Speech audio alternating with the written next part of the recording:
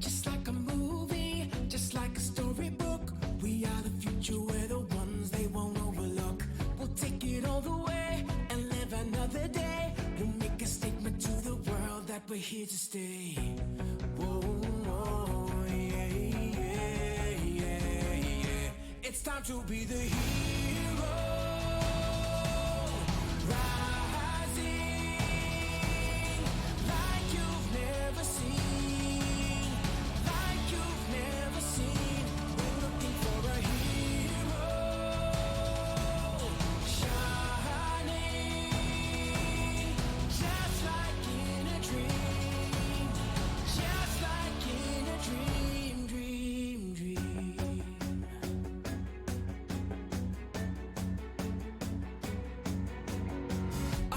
Champions or just the shooting stars, we'll put our courage to the test in the final hour. And do we stand tall and rise above it all? You know we're coming at your heart like a cannonball. Whoa, whoa, yeah, yeah, yeah, yeah. It's time to be the hero.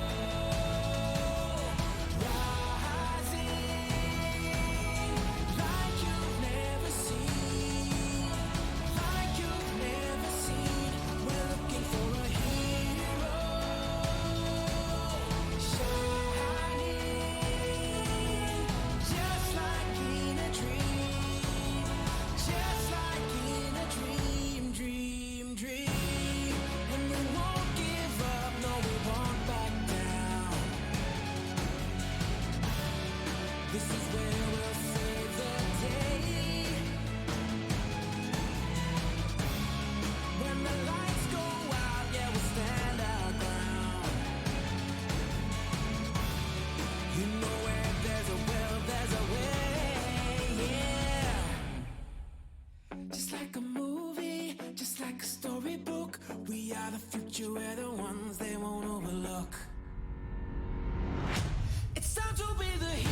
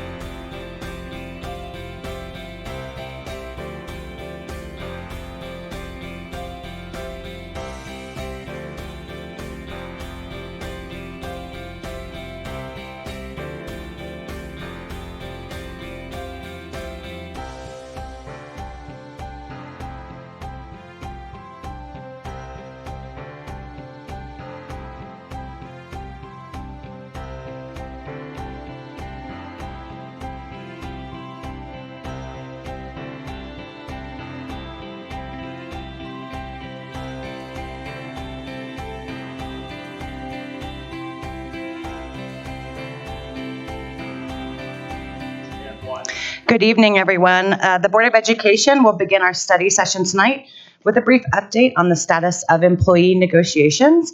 Welcome, Mr. Bell. Board members, we've allocated 15 minutes for this update. Superintendent Derwin, do you have anything to add before we turn it over to Mr. Bell? I just want to thank Mr. Bell for his leadership and efforts in leading and representing the district in the negotiations, and I'm looking forward to him giving you an update today. Thank you for having me this evening. Tonight, we are sharing just a high-level overview introduction to where we are with our employee negotiations. We have begun negotiations with both parties, and we'll talk about the timing, the schedule, a little bit about the openers, and some of our progress this evening. First, we see in regards to our agreement timelines, the current status and length of each contract. The JESPA Association agreement from 2019 to, that's not quite right, 2025. We are going the wrong direction on that one. So we'll fix that. 2025, 6-year contract with the JESPA. So we won't see a full opener on that contract for a number of years.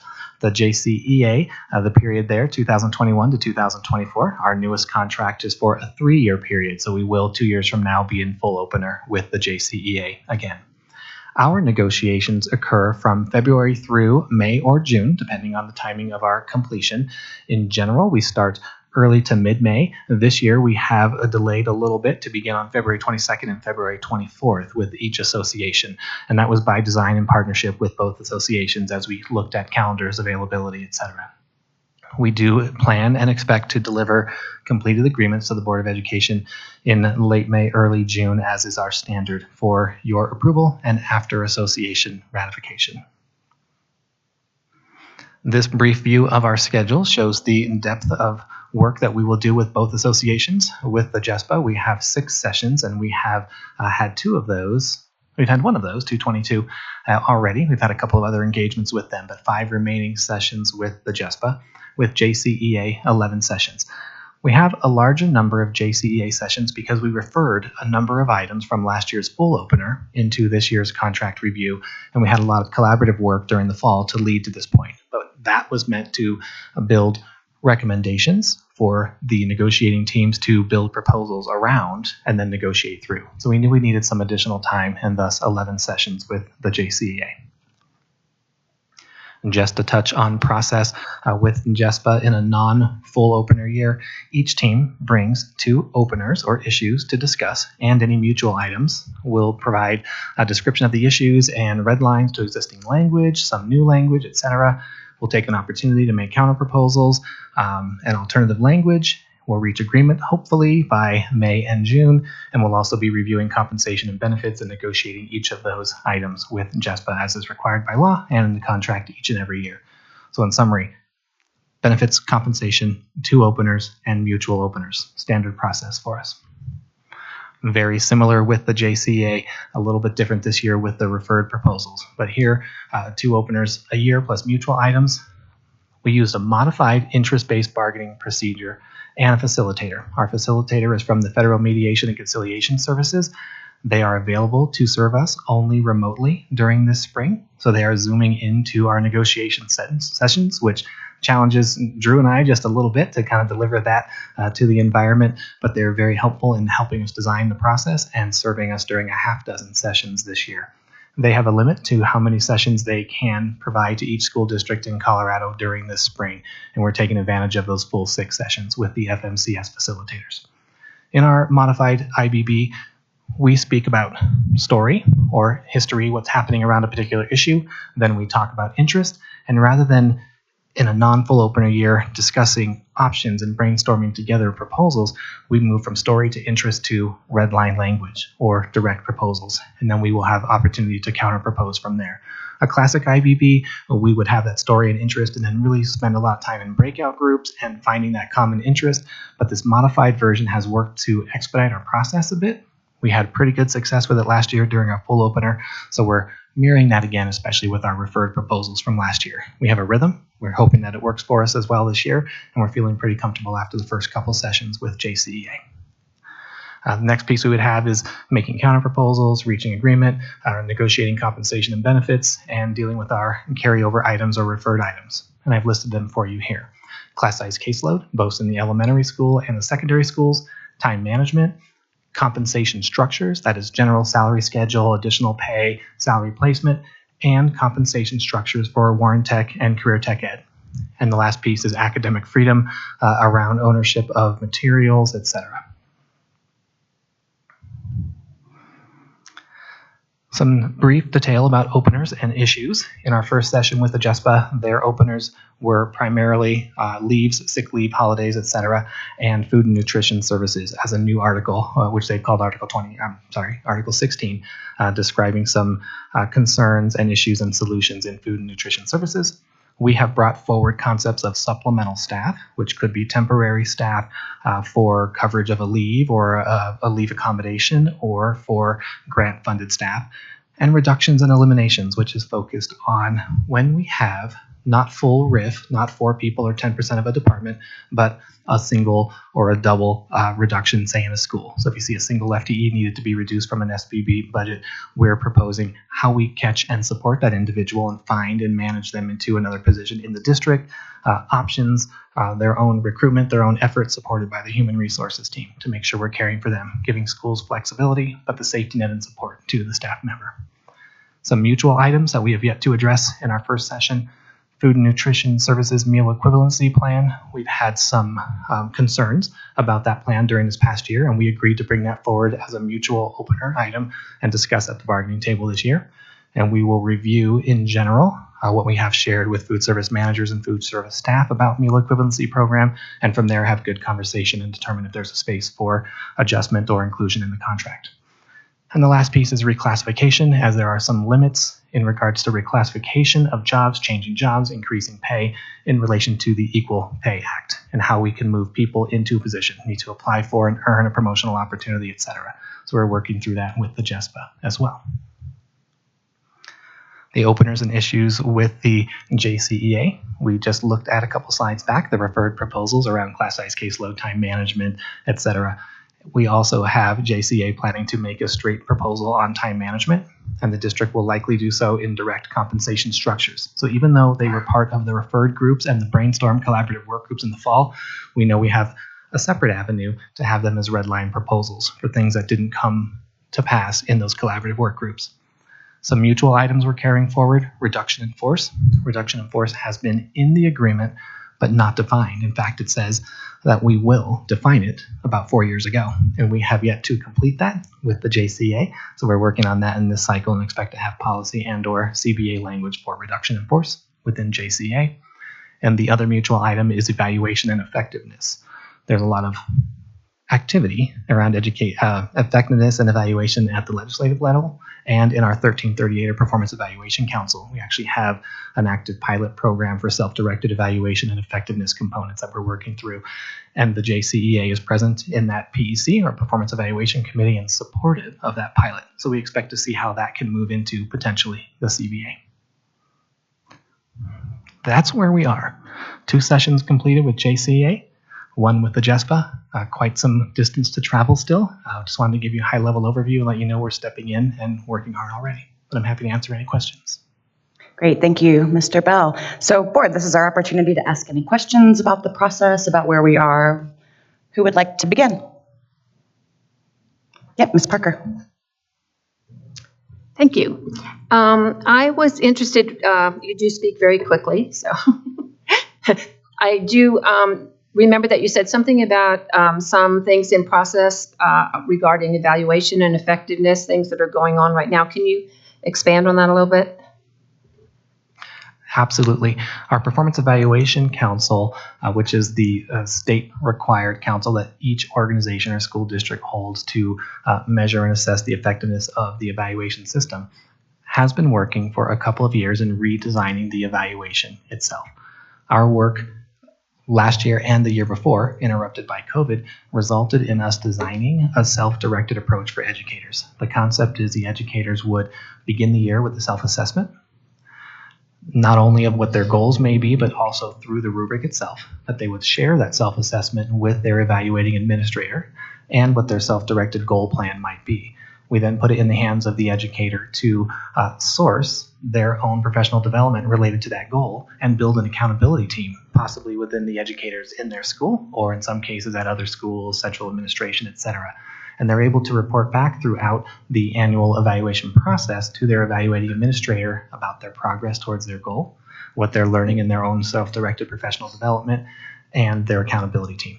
And the result in April, May is another self-assessment, which is reviewed with the administrator, who can engage and consider changing, in partnership with the educator, the ratings on the evaluation, which ultimately becomes the reported portion of the rubric along with student measures for our evaluation effectiveness measure. And how many schools are doing that? We have about a dozen people on the performance evaluation committee who sourced participants into the pilot. We're looking at about 150 individual participants across different schools in this pilot program out of the 5,000 potential educators who participate in evaluation each year. And it's elementary all the way through high school? Yes, it is. Thanks. Thank you, Ms. Parker. Anyone else have any questions that they would like to ask of Mr. Bell? Yep, Ms. Miller.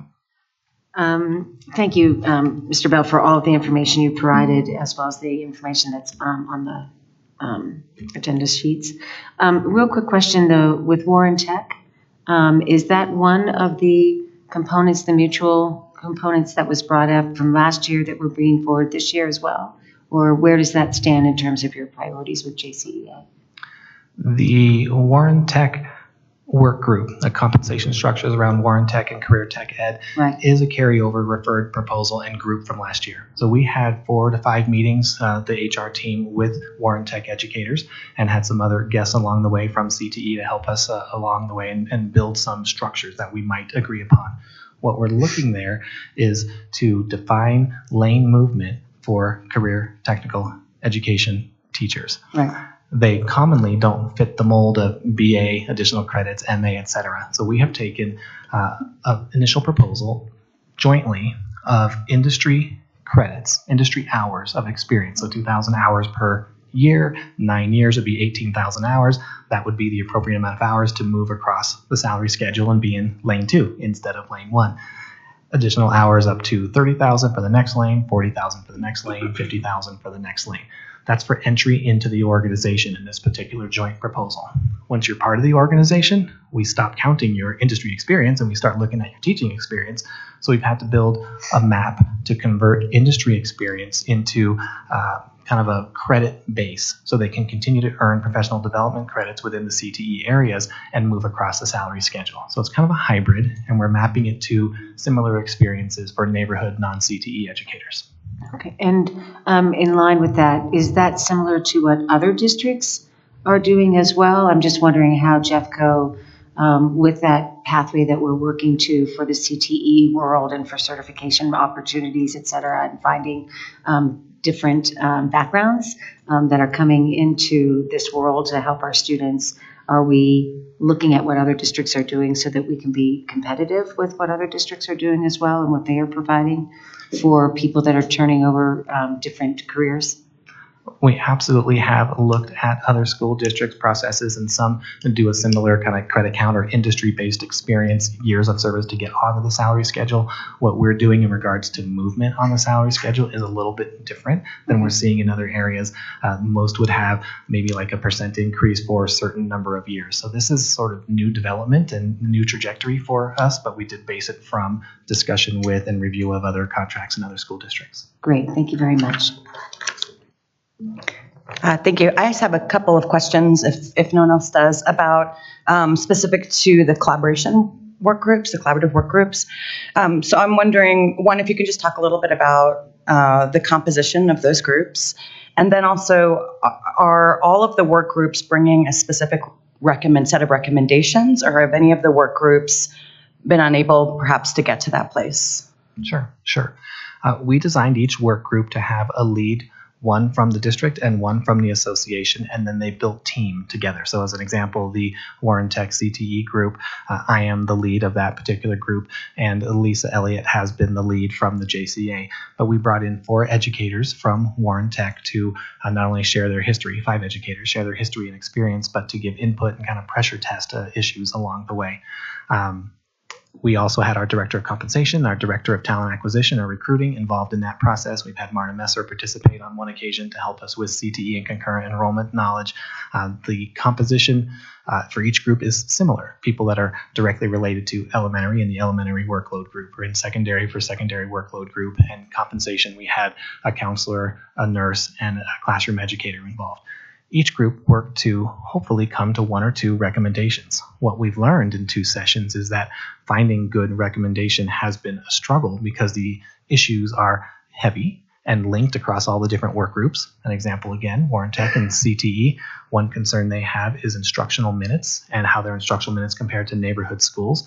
We sort of stepped back from that issue because we knew another group was working on secondary instructional minutes, and we would kind of lay over on top of that. Those haven't quite meshed together perfectly, so now we're kind of back to the drawing board on that one part of issue in the secondary group and in the Warren Tech CTE group. So we do know that we feel we've had really good options, and some have distinct proposals or recommendations, but some are still working, and we're going to spend some time in breakout time from general negotiations next week to refine some of those recommendations. Great, thank you very much. I just, as a sort of aside, I find it to be very helpful and appreciate that we've been sort of calendared out to be able to live stream and listen in on the negotiations process, because I feel like the language is super important for us to hear as board members. Our people are our strength, and then we have, as board members, a fiduciary responsibility to the people of this community. So I think it's a very helpful thing to be able to hear some of the language and how it's articulated, to be able to understand these issues, because a lot of them are very complex and overlapping, as you mentioned. Great. Are there any other questions? And Ms. Superintendent Dorland, do you have any final concluding comments? Is that going? Okay, great. Thank you, Mr. Bell. Thank you. And I'm sorry if I've been screaming at you all. I don't know how to, I'm using my outdoor voice indoors. All right, so we'll move on now to an update on the new graduation requirements for students and the current status of Jeffco seniors in meeting these new requirements. As we transition and have our guests come forward, I'm going to give a bit of background. So as a little bit of history, the Colorado Department of Education adopted new graduation guidelines in May of 2013 in line with House Bill 07-1118. Due to delays from the pandemic, the class of 2022 will be the first students required to demonstrate knowledge in mathematics and reading, writing, and communicating in accordance with this legislation. The Jeffco Public Schools Board of Education adopted the entire Colorado Department of Education menu of options to be used for graduation requirements, along with completing the previously required 23 credits.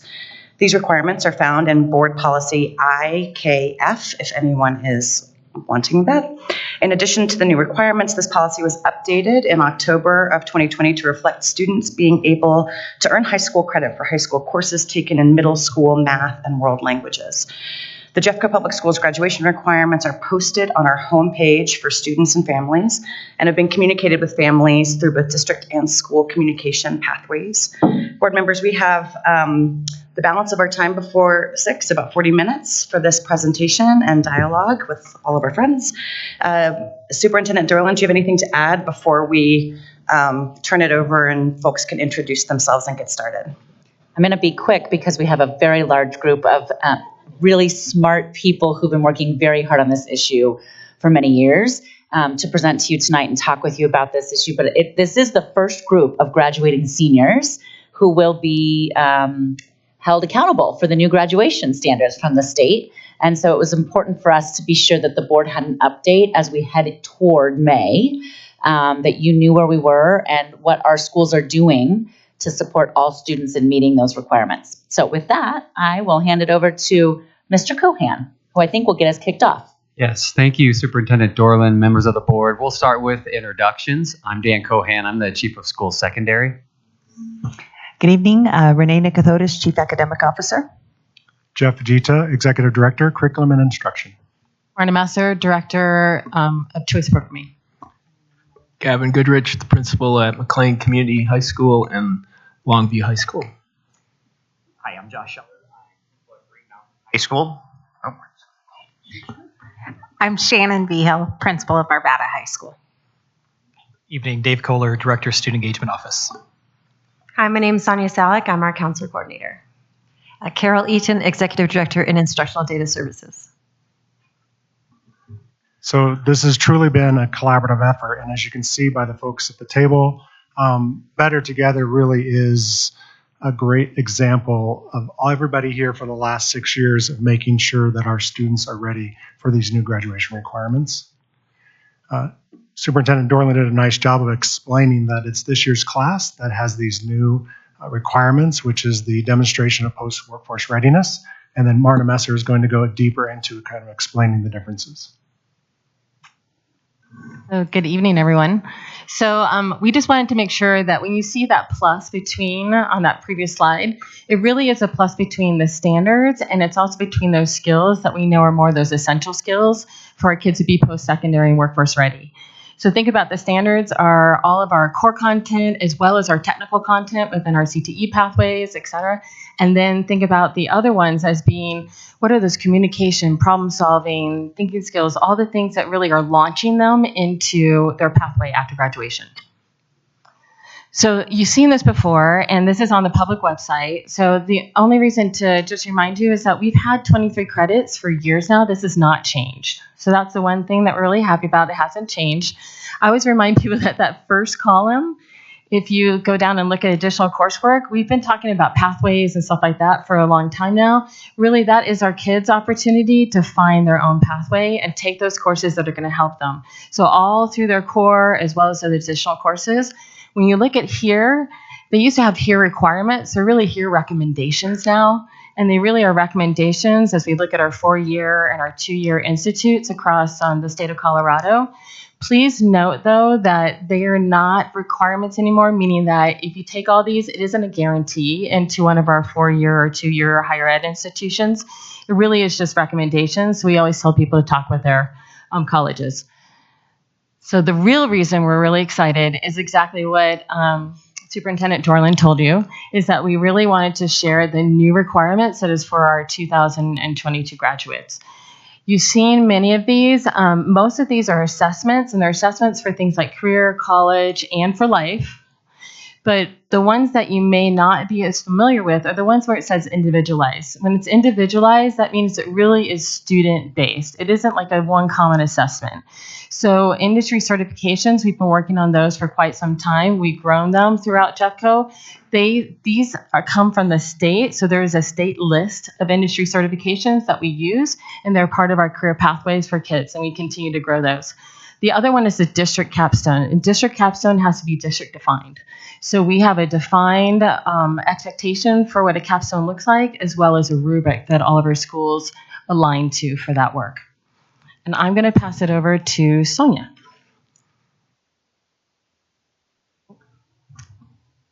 This slide is speaking to how all of the demonstrations are being documented for our students. So we have current Jeffco students as well as transfer students for each of the 3 columns, and then we have 10 different options for the demonstrations.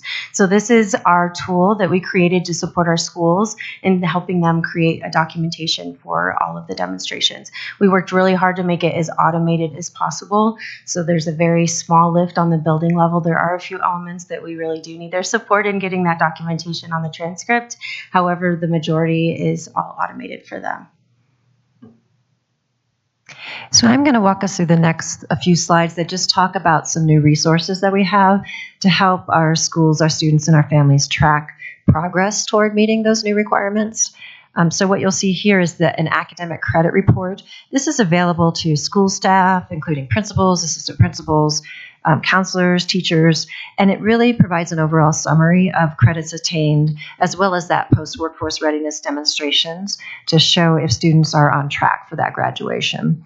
And that shows cohorts from freshmen to seniors.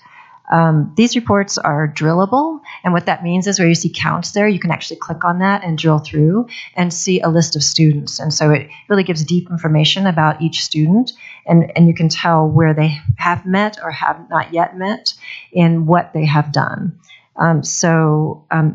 This is also automatically updated so that schools don't have to do that heavy burden of tracking. We do this for them in our systems. And our next example of a report is really that detailed report, and each line represents a student. And that shows when a student is on track or not on track to meet those requirements for graduation. And it also provides a list of everything that they have tried or attempted to meet it. And as you drill in, you can click on a student name and get the actual scores. So you really get an understanding at the school level how close a student might have been to meeting it in a certain area, and know what the best next steps might be for that student and which different avenue might be best for them. I'm going to turn it back over to Sonia. So this is an example of how our families and students can see both the credit accrual for graduation as well as their demonstrations. So the student insights is where they can now access that information. And the first portion up on the top left, the green, is just kind of a high-level overview for our families and our students to see if the student has met or not yet met their demonstration or their credit requirements for graduation. If they would like to dig in and see additional information about which demonstrations have been attempted and what credits have been accrued, they're able to do that as well. So what we've done so far, and I know that that was a quick study, but what we've tried to do is we've tried to educate the board or re-educate the board in terms of what our existing requirements are, which are the 23 credits, as well as the new post-secondary workforce readiness requirements, which is demonstrating those competencies in the literacy and in the math. That's the new part. So we are, as we've talked with the board especially over the last few years regarding COVID, we are always laser focused in terms of, especially with our seniors, all of our kids, but especially our seniors, in terms of making sure that they're on track to graduate as much as possible. So we, as a school leadership team, with community superintendents, with principals, with help from our partners, are always monitoring that, especially as we get closer and closer to that graduation date. And even though this year has been tough, these last few years have been tough, we have been monitoring that credit piece very, very closely, and making sure that our students have as many opportunities as possible to reach that 23 credits. What the data you're looking at here is for our current seniors in terms of what percent have met those post-secondary workforce readiness measures.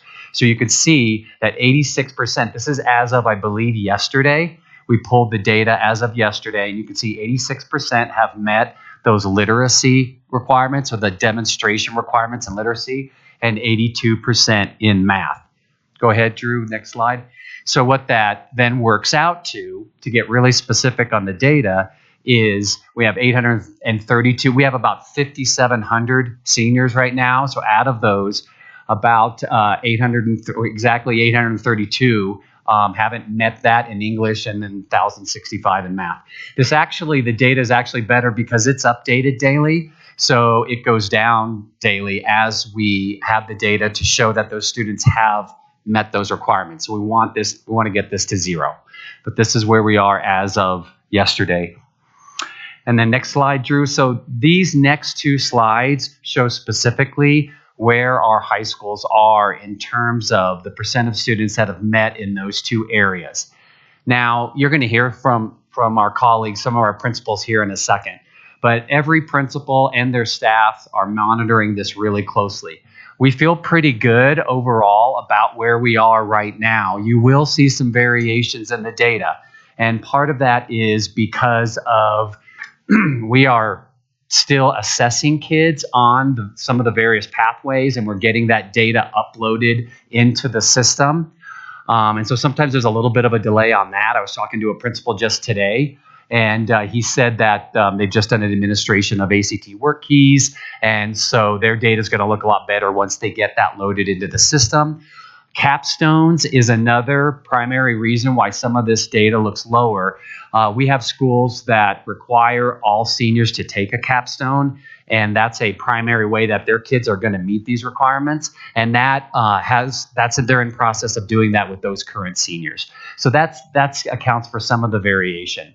Brady, as you may know, is one of our alternative schools that specifically targets, by definition, kids who are off track for graduating. So we work with those kids diligently to try to have them meet their 4-year cohort, but usually those kids need some extra time and extra support to be able to get over that finish line. So what we're going to do now is we're going to hear from some of our colleagues about their story and what they do at their school to help their seniors and all their kids be able to graduate with great choices. Gavin, do you want to start? You're going in order, huh? Okay. Well, at McLean, similar to Brady, we have some different challenges to get our students to graduation. I would say the numbers up there are reflective of that cohort that is graduating in 2022. But of that cohort that's graduating in 2022, that's probably reflective of how many are actually going to graduate. So if students who come to us usually come to us with 0 credits during the second year that they're doing 9th grade, or they come to us from other schools credit deficient. So not very many of students of ours graduate on time. They usually graduate in 5 years. We have a lot of super seniors this year due to COVID. And so we are making the adjustments. I would say this, that we are 90% or above 90% knowing that those students have passed the extra measure. So we're really in good shape. I'm not worried about that. And we have some time. We have 12 more weeks to get the students who are going to graduate, because we graduate students every 9 weeks. So we're continually getting kids to the line, and the kids are in this cohort. We're getting them to the finish line. I would say from an alternative school perspective, our main job is to get kids graduated. They come to us with credit deficiencies. They come to us with other hurdles to jump over. And so we provide them with what they need to graduate so that they can go on to a great life. And so we're not looking for national merit scholars or high AP scores, but we're looking for kids to graduate with skills and an ability to walk into jobs or walk into community colleges or universities or the military. So these extra measures that we're seeking out, I would say this: we look for, in our school, CTE certifications. We have some students who are taking the AccuPlacer and concurrent enrollment classes, and the majority of our students are getting the extra measure through the work keys. And so we're learning how to get kids to that measure. It may not be the highest bar, but it is something that allows our students to see where their skills are for future employment, and it can guide some career decisions that they're making. And that's how we're working through this.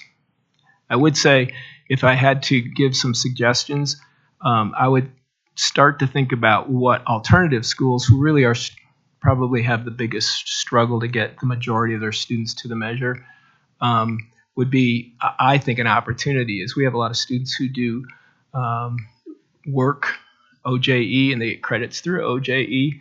To come up with a standard for OJE hours would be work hours. 200 work hours could get them the extra measure with a summary of their experience, because work is a great place to learn about what you need when you finish high school. So those are my suggestions, comments. And I'm Josh from Green Mountain, and so I wanted to start off. Gavin is a huge resource for all of us. So I know that it's intimidating when you flash data up there, and we couldn't do it without him. We send students all the time. We talk on the phone about what's that best fit for a student. So that's a niche that really is not oftentimes celebrated, and Gavin does a great job with that. At Green Mountain High School, we tier it out into different levels, and it can't be approached in 1 year. And unfortunately, we've had to do that this year. Some of the things that Green Mountain does is we do all of the testing that was flashed up in front of you. And this year, so that's expanded to more AccuPlacer, ASVAB, and we're going to do the ACT work keys as our last tier of intervention with that. But really, our comprehensive approach to this is to start in 10th grade with ELA. It aligns up with that curriculum. That's where they would start meeting this. In 10th grade geometry, I apologize. 11th grade English would be the next spot that they would get it as a competency. And I'll tell you why we call it a competency, not a capstone, in a minute. And then 12th grade, this year, fabulous teachers for econ came together and put together a really cool capstone with econ that could encompass English or math. So those are the competencies that we've embedded in our classes. On top of that, we are a pathway school, so we have a ton of CTE and certifications, and students are involved with that. Through the pathways that we have a foundational level, and then we have things that they actually go into what that interest is in those areas, like health and human sciences. So as they're working through that, they can also get those certifications. And I go fast because there's a lot. There's a future day that we do every year that is termed around getting seniors ready for what's next. So scholarship opportunities, FAFSA, all of those things. And sometimes it's credit recovery and getting in and sitting your butt down and getting that done. And then on top of that, we do an extensive, really diving into those tests and doing pre-tests and using that that data to drive our next few months of instruction on that part as well. With Green Mountain, because we're an academy pathway, I get to take a lot of credit for this. I'm a first-year principal there, and I'm really proud of the work that I see there. I would say that where I would use the term capstone is what we're doing. So our capstones are comprehensive in nature, more PBL in the encompassing what they do. Our seniors, we have 74, which is up about 50 students from last year who will be completing capstone projects. And I hope you saw the invite for those. I sent them your way. So that's going to be next Thursday. I would love to see anybody there. Students will then take all of the work they've done over the year. It meets both the math and the English competency on that level.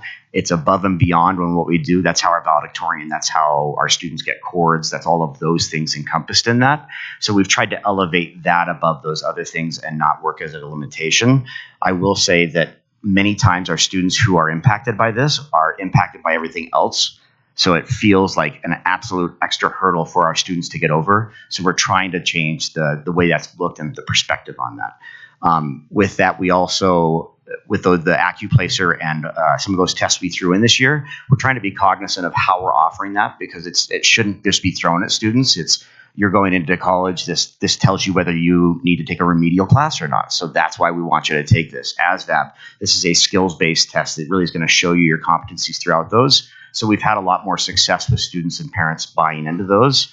And so we've seen a lot of progress on that. The last part that we're not addressing is the credit deficiency that is across the district. So teachers, we did a school goal, and our teachers all did a goal around F rates this year. So we've built in intervention time into our school day. Now we went with the MOU that was recently discussed and passed through. So our Thursday afternoons that was more intentional around professional learning will now be used around intervention and enrichment, which also provides opportunities for those kids working on certifications, CTSOs, and all of those things. So in reality, Arvada High School isn't that much different than Green Mountain High School in how we've approached the capstone and how we've approached showing these graduation competencies. Our schools are similar in that we've structured them with a tiered system. And that's what all high schools have done. Even though this is my first year at Arvada, I also helped build the graduation readiness demonstration plan at Columbine High School, where I was previously. So all comprehensive high schools have kind of taken a tiered approach, where you first catch your kids through testing. To be honest, that's where we catch, and you want to catch as many as you can in that first level to show that competency through testing. But the reality is, as at different schools, especially schools that face a lot of challenges, you catch fewer children through testing. And so Arvada is completely a capstone-driven school. So when you're looking at our numbers are going to look a lot different because our senior portfolio demonstrations are due on April 25th. All but 8 of our seniors have proven the competency. They're just presenting it on April 25th, and then we will roll it to their capstones. And the reason that we waited at Arvada High School rather than embedding this into the junior year like they've done at Green Mountain High School is because of our high mobility rate. 20% of our student population is new every single year. And so to catch kids towards graduation, we need to catch them their senior year. We may shift some of that to the junior year, but the challenge that we face is as we go through those tiered systems of having students take the test, hoping they prove proficiency, and then having students demonstrate proficiency through capstone or through CTE or through ASVAB or through ACT work keys or through AccuPlacer, is you just have to keep scooping them up. And there is some student pushback to that, which Josh was slightly addressing, of why do I have to do this? Why do I have to do this? I'm already passing my classes. And so that's, I think, right now the greatest challenge that I feel like we're facing on a daily basis is just sort of keeping kids engaged in that process to prove that proficiency can be exceptionally challenging. It can be even more challenging when you're having to translate that into another language and explain that proficiency. And it can be very difficult for kids to not sort of give up and feel challenged by all those different layers of protection that we put in so that they can prove their worth towards that graduation and that diploma. However, with that being said, that it's challenging, it's also super rewarding when a kid gets there. So, and I'm super thankful to the district for their partnership the last 3 years. Central District leadership has helped us develop those capstones. They've helped us develop those programs. They've helped us develop pathways and safety nets for our kids. So as a high school principal, I feel really confident that even with my high at-risk population, our kids are going to cross this stage. This isn't going to cause a kid to not get their diploma, but it is challenging and it is complicated. And I think the other greatest thing you can do besides looking at on-the-job work experience, perhaps is some possibility of demonstration, is you could also keep the menu options open. That is the greatest thing that allows us to have those safety nets for kids and be sure that all kids can prove that post-high school workforce readiness. Is just super important that we have all those pathways open because every school has approached this slightly differently.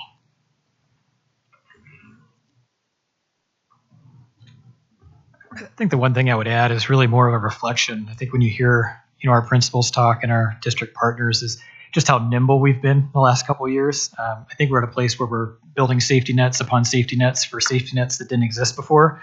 And as you kind of walk through that progression, it gets more and more personalized.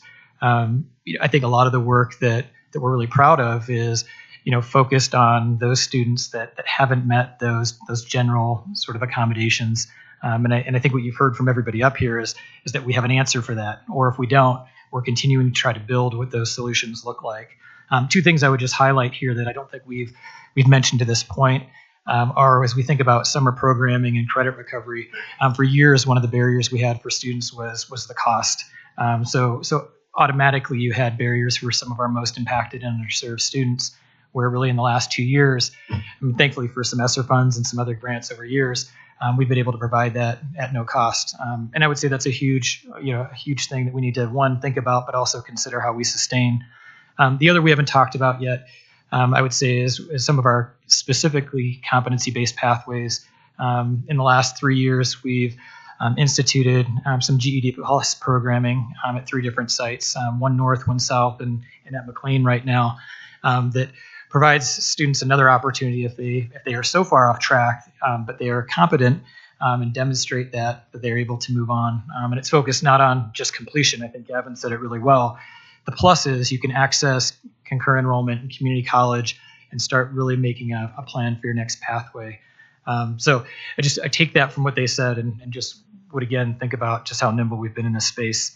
In terms of challenges, I think these are ones you've seen on probably every slide and every presentation you've had this past year, but they exist here as well. What the funding looks like to continue supporting these multiple options. We have variability between schools, what you have access to and what those supports look like. And then maybe a little bit different here is some of the upcoming legislative changes that we've had over the years that impact our graduation requirements. So this team is vital because our work isn't done. So the graduation requirements, again, are changing based on new legislation. And so we will continue our work to add that in. So all this legislation is approved and will need to be in the new social studies standards that will be approved in June 2023. So we're currently working now to incorporate that into its House Bill 2013-36, which is going to be a graduation requirement. All kids they already take world history. We already have that requirement in place. It's adding Holocaust and genocide into those courses. It's there, but it's making sure it meets the new standards and that students take that class. So this work is coming. This team is so excited to continue to work together. So we will now go to questions. Great. Thank you all for being here and for providing us with this update.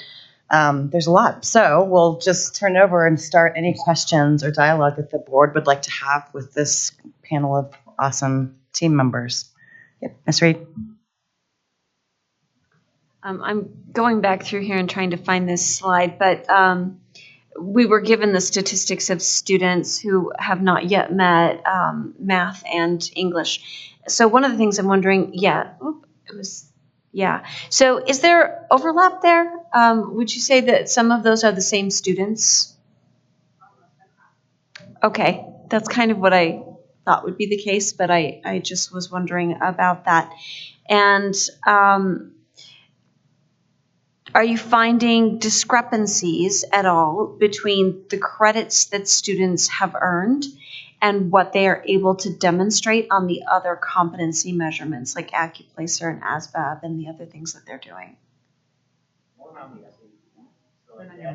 Yeah, you're going to have to, sorry, our viewing audience can't hear you. Sorry. More around the SAT. So when they don't usually, a lot of our students who are doing well in classes doesn't mean they're going to hit for the SAT, for the cut scores on those, which then triggers the other tests. And so that's where it's gauged off of that. So I would say that it's not a direct correlation. And I would echo that. Anecdotally, there's tons of kids floating around colleges right now doing exceptionally well in college. In fact, I have one of them that's a junior in college at Lincoln, Nebraska, that would not have met those SAT cut scores. And she's on the honor roll at the University of Nebraska. So that's where I think there is the discrepancy, is those SAT cut scores and ACT cut scores are pretty high. And so that's why we have to implement those tier structures to support our kids that really are proficient learners and proficient workers. They just don't demonstrate it in that one avenue. So the main thing I was wondering there is more along the lines of, are we seeing kids who are getting all of their credits and yet are not able to demonstrate competency at, with some measurement? So what you're actually saying is that just get them the right measurement and it'll work, because they do have the competencies. It's just that there are certain frames where it doesn't show up and other frames where it's more clear. Absolutely, because there's clearly a correlation between our students that have a lot of credits and can show proficiency in multiple demonstrations. So there is a correlation between a student's performance on those tests and their quantity of credits that they have earned. And when there is a discrepancy, we can go back in and kind of pick up with the second tier, the second level of testing, whether it's AccuPlacer or ASVAB, or a demonstration of capstone readiness through a capstone project. So we're able to get the majority of kids across. I'd just say it's a juggling act to make sure each kid finds that pathway to demonstrate that readiness. Okay, great. And you've sort of touched on this. It sounds like in many ways you feel like that you're getting good support from the district. Is there more that we should be doing to help support, especially the schools where the kids are really struggling, to make this happen?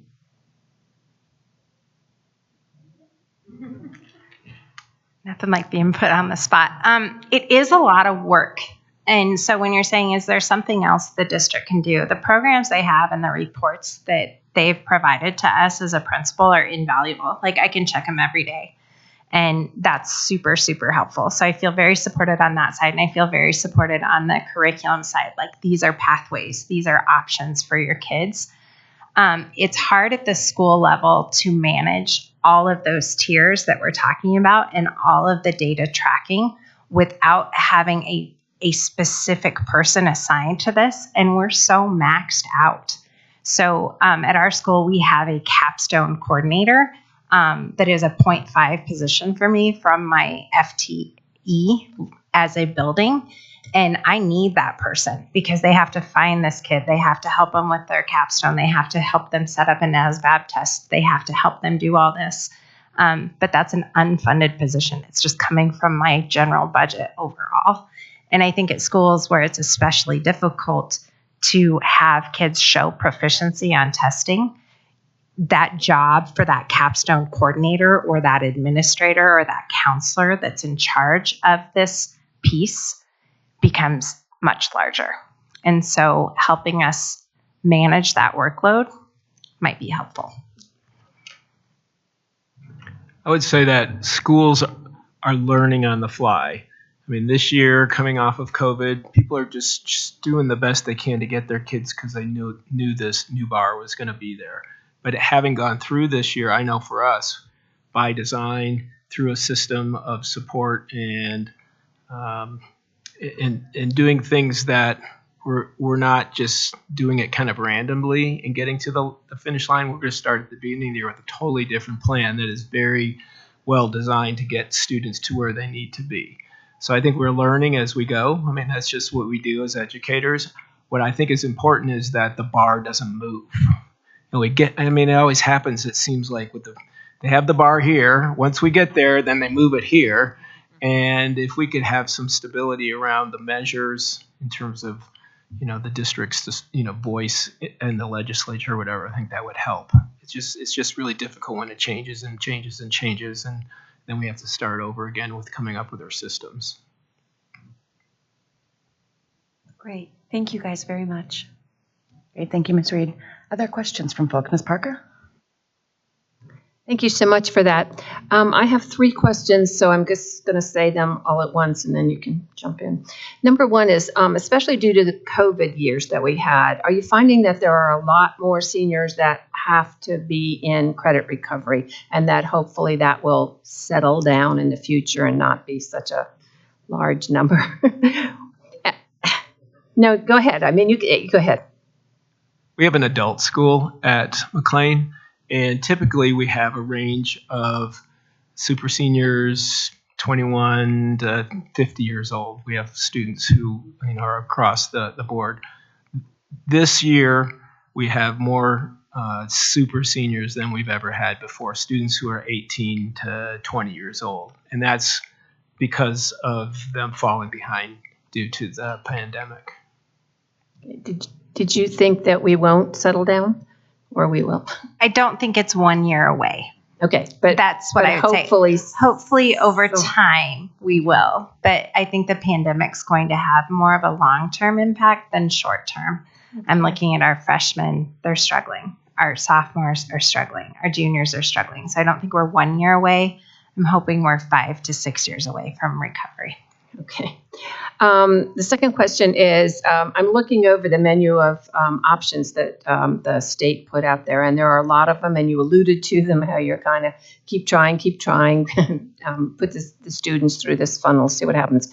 Do you anticipate that each school will come up with their own successful list of them that's not quite so comprehensive, that you'll feel comfortable in directing students towards those areas? Okay, so that would be helpful. So the first year, again, is going to be hard. And then the third one's kind of a strange question, but I've had parents say to me, my child has all these college credits already from concurrent enrollment, and yet they can't graduate because they didn't get the high school requirements. Is that at all possible?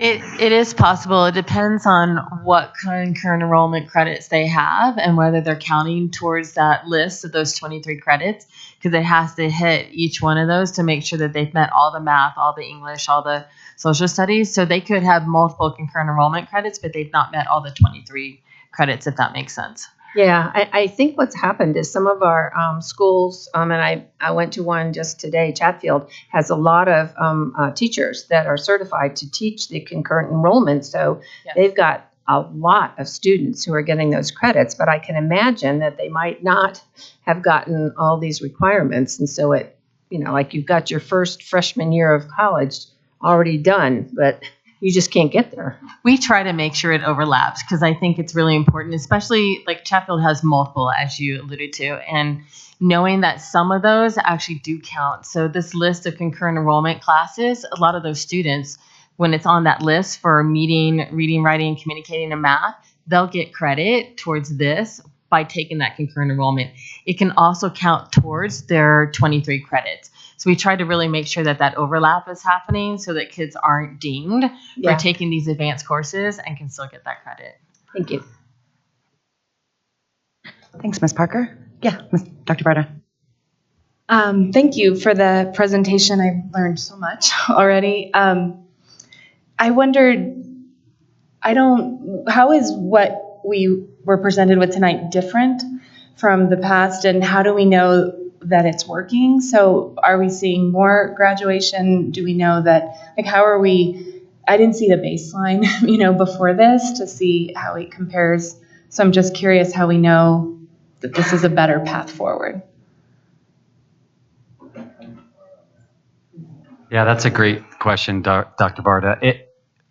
What I can tell you, and I don't have the specific numbers, what I can tell you is that if you just look at the credit, our principals alluded to this, if you just, let's take out the demonstrations, competencies, if you just look at the credits and where our current seniors are in terms of meeting that 23 credit requirement compared to previous years, it is lower right now. It is. I think we all understand why that's the case. It's two of the hardest years, probably the hardest years that we faced. I don't have that specific number for you, but we could get that for you. What I will tell you, I actually was going to end with this, but I'm just going to throw this out here. I've been in Jeffco a long time, and I predict that at my last board meeting in June, I'm going to be sitting here and I'm going to be celebrating with you all the fact that due to the Herculean efforts of this team, including our district partners as well as our high school principals and their staffs, when I think about the partnerships that I've been part of in Jeffco over 20 plus years, this one to me is probably the strongest. We meet every week as members of this team, sitting at this table, as well as some others, to just constantly make sure that we're doing everything possible to ensure that our kids walk across that stage. We do that every year, but given the new requirements this year, compounded by the COVID reality that we're facing, it really makes me very proud of where we are. So by all means, we could share that with you, but I just want to make sure that it's put into context, given the fact that we've had really two really difficult years, and now we have these new requirements. The efforts to make sure our kids graduate with great choices for their future have been incredible. So I just wanted to make that comment. Also, if I'm understanding it right in the way you presented it, and one thing Superintendent Dorland talks a lot about is the balance between local autonomy and systemness. Is there, and the more I learn about, for example, our literacy programs and how much variance there is, and so it's so hard to know what's working and what's not, and consistency across that. So is this a program that will need more systemness over time to be more consistent so that we can replicate it, or is it going to be really important, like Shannon, what you were saying about the students that you have and being really mobile and not needing to do that till senior year? So I just wonder, as we go forward, it seems like a lesson we're learning is that we need to think about that early. And I wonder what you think about that. You guys could probably add in about systemness at your school. I think one of the things about the menu of options is it really is designed based on students, and our students have different pathways. And I think knowing the pathways, we have many kids who an industry certification is really their passion and where they want to go, and that is a great way to meet this. We have other students who really will work on AP classes because they're trying to get as many AP classes, and that is their pathway. So when we think about systemness as far as the actual menu of options, they really are designed to be meeting that student and where they are in their need. That being said, I know that our schools are thinking about how do we do some systemic communication with our kids? How do we get earlier with them so that they know which pathway they should be doing? How do we provide those options to make sure that they are in timely manner so they can find out as soon as possible? Do you guys have other stuff you'd add? I would say this, that the SAT performance of the school district could be handled from a systemic point of view around curriculum and what we're doing from K through 12. If you get more kids to the standard, you're going to get more kids to pass the SAT.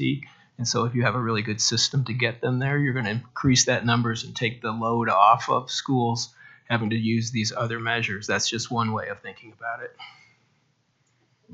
I might add one thing in the same spirit or bucket of thinking. I think the state has put together a menu of options, to Marna's point, around maximizing the opportunities for students to meet the competency. I do think we need to have an important conversation as we think about this, especially when you think about the capstone and so many of our highly impacted students using capstone to get to graduation, that we really look for some coherence around that process, the rigor of that capstone, because it's not just about graduating more kids or the most kids. It's about making sure that they're graduated with the right skill set and learning that they deserve to be productive citizens. And so I think with this first year, we're learning a lot, but I do think we need to have conversations around consistency of expectation aligned to standards. I think curriculum's a big part of that. Could not agree more. And then I think we need to have some conversation around coherence, especially around that capstone piece for kids who aren't testing around their competency, with one of the other more normed measures. Thank you. I had a question about capstone, so I appreciate that.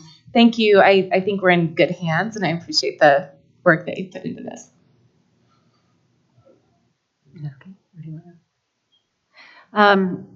So I do appreciate that this has been a very unusual time for the implementation, and so thank you for all of the work that you all have sustained over the past almost 2 years. March 13th, 2020 was that date, etched in my brain. I do want to echo what you have said about the consistency. It's really hard, I think, to ask our high schools to run the last 100 when you guys have started so far behind. And so to me, the group that you have right here, how do we take that and stretch it back so that the middle schools have the expectations of what they must be providing for their students, so that they're ensuring that when they walk into your doors, I know there's always going to be diversity in the populations that we serve, and I know that there's mobility, and I understand that that takes place. But if we are able to have everybody kind of being accountable, the middle schools, okay, if we're supposed to have these 23 showing competency of reading and math, why do we not have that then for middle school for Jeffco? And then the same thing to me would be for our elementary schools. Why would we not have the same standard expectation, not state mandated, but Jeffco mandated? Because to me, then it really does provide, once those children hit 9th grade or 8th grade or whatever, their options for pathways is greater, because then they're really able to figure out, do I want to go this way for certifications, for radiology, for medical? Do I want to go this way for something else? But by having them come into 9th grade and not being proficient in reading and not being able to access the material, that puts you all at a very big disadvantage. And so I think we should be accountable at each stage along the way that says, what's our expectation for Jeffco students in the elementary, from kindy to 3rd to 5th transition to 8th transition? Because it's not, to me, I've watched it for a long time now, and high schools are put in a very, very vulnerable position, and all the expectation is put on your shoulders. And I think the expectation has to go all the way back. So thank you for all your work. I really appreciate it. And I do understand we have a long way to go with COVID. It's going to carry us for a long time. It's not just a couple years. So thank you. Thank you. So I just have a couple of questions and then we'll conclude. So I'm curious, I think you were mentioning, Mr. Kohler, about the funding that we're able to use in terms of both credit recovery, sort of extended opportunities for students to kind of, I don't know if catch up is the right word, but do you have an estimate of how much that is? Because my concern is that we fund a lot of things from temporary, one-time, sort of drop-in funds, and this may be something, as was mentioned before, that if we're years in need of some of these additional dollars to support some of these programs, and if you don't have it, then I would just be curious if we could get an estimate of that. Yeah, I would say that's work that we're taking on right now to really dial into what is the cost and what should we project forward. We have estimates from the last couple of years, but I think this will be probably a good benchmark as we think about baselines on cost and effectiveness. I would say that the end of this summer is probably the best time to touch on that. Great, because I think it'll be pretty important for us as a board to think about how we're going to sustain some of this work that's going to need to be sustained for a little while. I was also interested when you were talking about some of the kind of cross-disciplinary courses that meet a couple of the different requirements. And if you could talk a little bit about, is that work that, just to add, more stuff for you all to think of and create, is that something that you have seen that's worked well this year to kind of help expedite students in meeting some of those requirements in a bundle, so to speak? So the econ one that the teachers were doing is the first time that I've seen it work really well. The problem is time, right? So we have to get our teachers together who are ELA, and we have to get our math teachers together to make sure that they're meeting the competencies. Ms. Messer's department has been great about facilitating some of those things, but when they get together, it's really about setting what does it look like and how students are going to accomplish it. The great thing about an area like econ, it already has it built in, right? So it's the practical application of it. So we added in a field trip that kids are able to go out and to work with mentors and to go to a thing where they're doing stock market exercises. They come back, it's easy to write about. The financial literacy is built into it. So that's where I've seen it really lend itself. It didn't, like the geometry one, I'll be honest, at Golden, we set it up that way to try to do both, and it crashed and burned because it just didn't work. It didn't work the same way. It didn't gel, and it really, when we kept it geometry based, they came up with these great projects, and we didn't worry about the ELA component. We're trying to have those teachers meet and coordinate and do all of those cross articulation things. It worked out much better. So that's kind of why we've done some divided and then having that last little part being together. Great. I love examples of failing forward, just being able to say well, that didn't work. And now we move forward. Well, it seems like an opportunity for great amounts of learning as maybe we all, and you all particularly, have a little space to breathe. I don't know when that happens, but I hope for all of our sakes sometime soon. Superintendent Dolan, did you have any final comments or thoughts to share? I think the team here tonight did a great job of explaining the realities of what's going on in our schools for our students, our staff, and our families as they're trying to reach that graduation stage, which we're all excited to be sitting on in May. And so thank you for the effort. Thank you for the work, the commitment to our students, and thank you to your staff. So please pass it along. And just really glad that you guys got to hear from those in our schools who are really implementing the new policies from the state and able to share with you so articulately the experience they're having. Wonderful. Thank you. Deep gratitude from the Board of Education for all of your work, for being here tonight, and be well. Thank you. We're going to take a brief break while we transition from our study session to our general meeting. Back with more soon.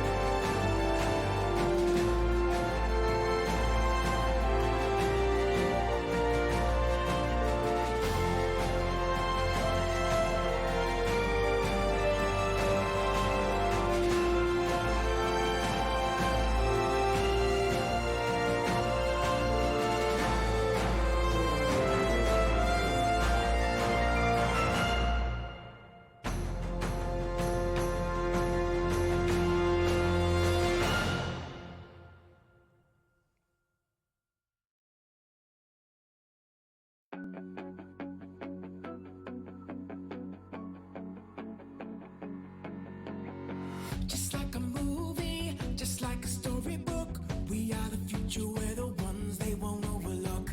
We'll take it all the way and live another day. We'll make a statement to the world that we're here to stay. Whoa, whoa, yeah, yeah, yeah, yeah. It's time to be the hero. Rising like you've never seen, like you've never seen. We're looking for a hero, shining just like in a dream, just like in a dream. All right, good evening, everyone. I'd like to call the regular meeting of March 3rd, 2022 to order. I'd also like to thank our live simultaneous Spanish interpreters for joining us tonight. Details to participate are on our website, on board docs, and on tonight's agenda. We also always live stream our meetings. Please rise and join me for the Pledge of Allegiance.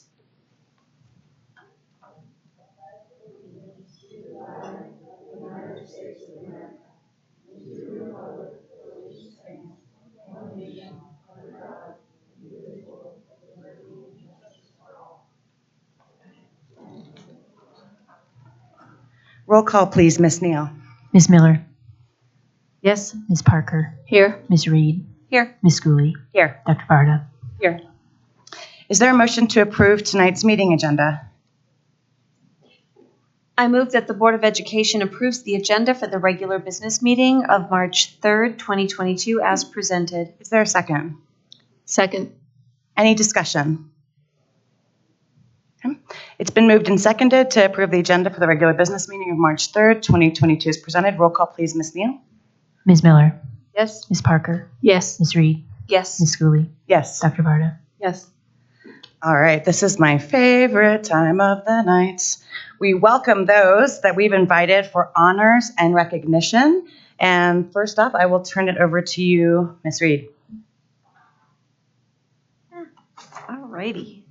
So I'd like to begin this evening's honors with recognitions by inviting members of Evergreen's High School's Girls Swim and Dive team who are present with us tonight to the front of the boardroom to be celebrated.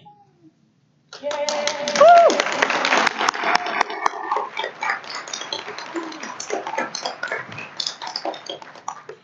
The Cougars captured their fourth straight Class 3A Girls Swim and Dive State Team title on February 12th at the Veterans Memorial Aquatic Center in Thornton. Evergreen began the state meet in record-setting fashion. The Cougars' 200 medley relay team broke the 3A state records in the first event of the night with a time of 1 minute, 48.32 seconds. What a way to start things off. Evergreen sophomore Finley Anderson captured a pair of individual titles, winning both events, the 100 butterfly and the 100 backstroke. Way to go, Finley. While it's the fourth straight year Evergreen has dominated the 3A state meet, it was the first state title under first-year head coach Lisa Morrow. Coach Morrow stated this about her team. The hard work started at the beginning of the season when the girls had to swim fast to qualify for league and then qualify for state. They maintained their focus throughout the entire season until the very end when we captured the state title. I am so proud of all the girls, their determination, mental toughness, and great sportsmanship this season. They were a pleasure to coach. Please join me in a round of applause for the now 4-time defending 3A girls swim and dive teams, dive state champions, the Evergreen Cougars. What a season!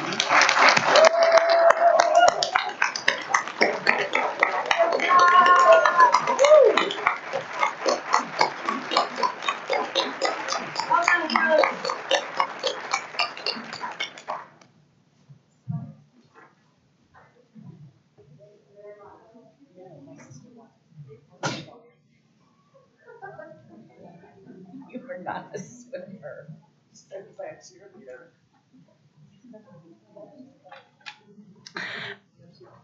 Okay. Tonight we are thrilled to recognize John Gallup, recipient of the Auschwitz Legacy Fellow for Colorado. Please come up and join us, John.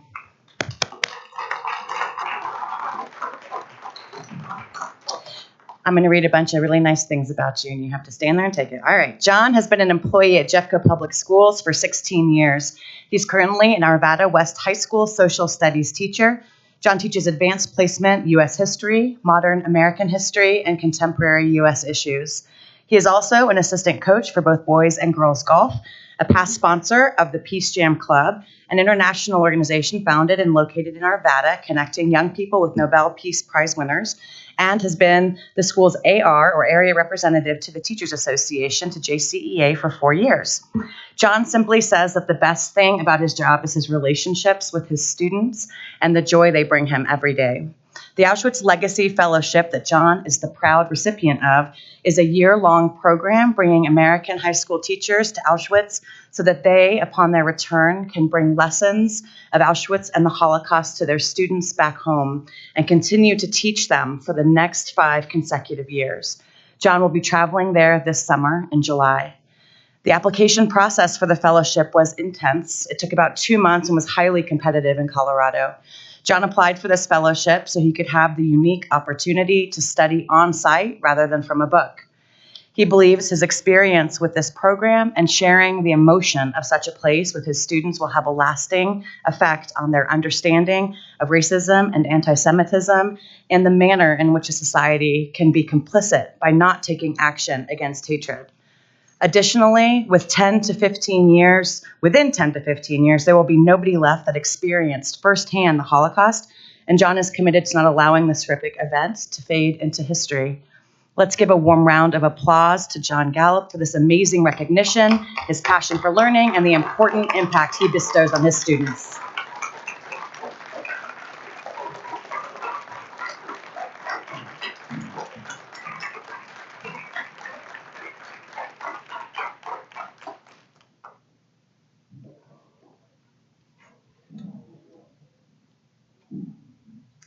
For our final recognition of the evening, I'd like to invite Autumn Serino, Athletic Director at Green Mountain High School, to join us at the front of the boardroom. Yay,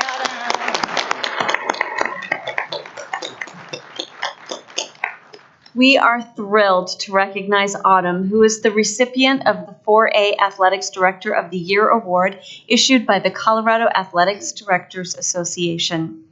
In early December, the Colorado Athletics Directors Association asked all member high schools from across our state to nominate the very best athletic directors for this award.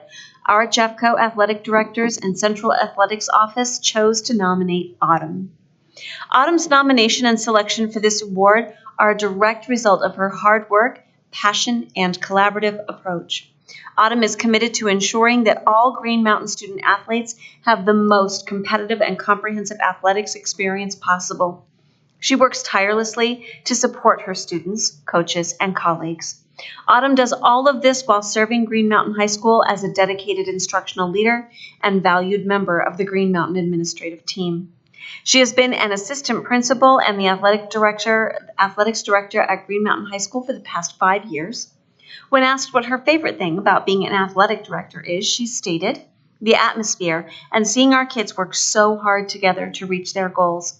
Athletics provides an arena to demonstrate guts, will, and displays everyone's internal motivation." Autumn's love of high school athletics and her desire to provide educationally based athletic opportunities to students is inspiring. Let's give a warm round of applause to Autumn Serino for this well-deserved recognition.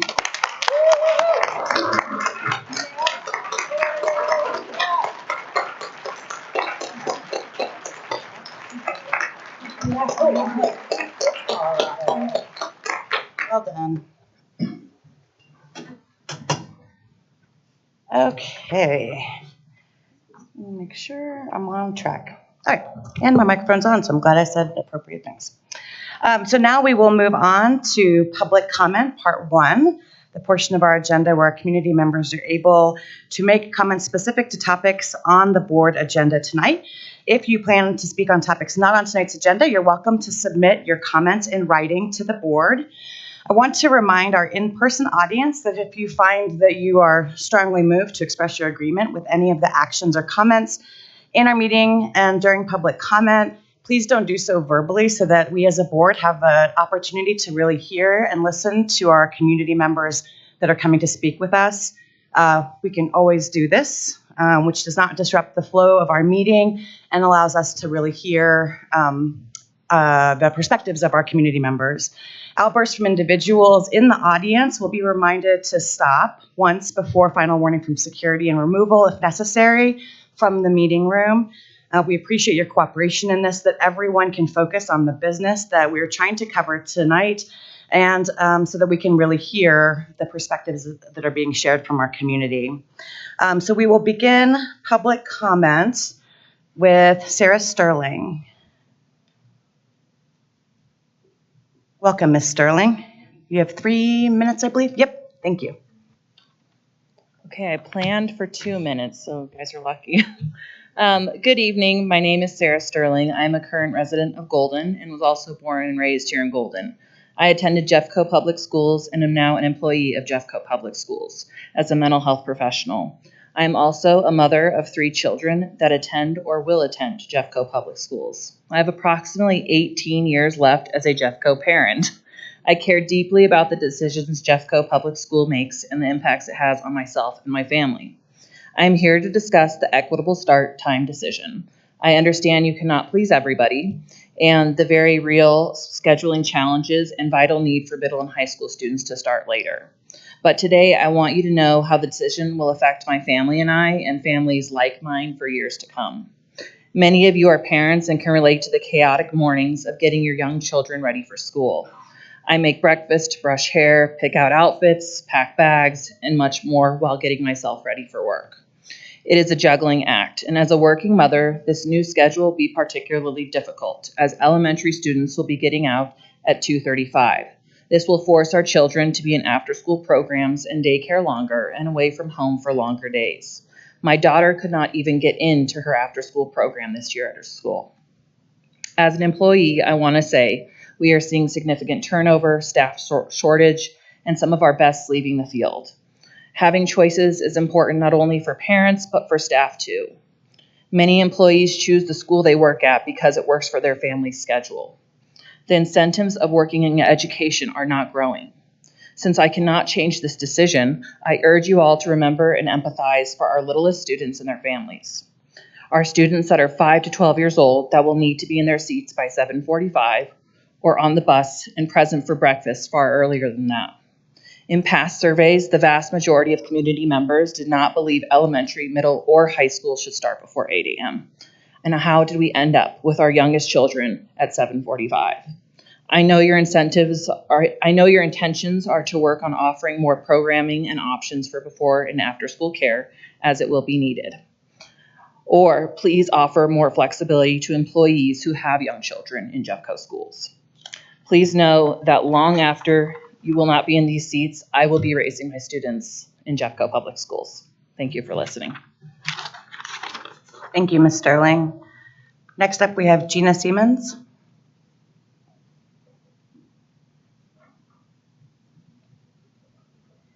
Welcome, Ms. Siemens. Thank you. It is so nice to see everybody's faces.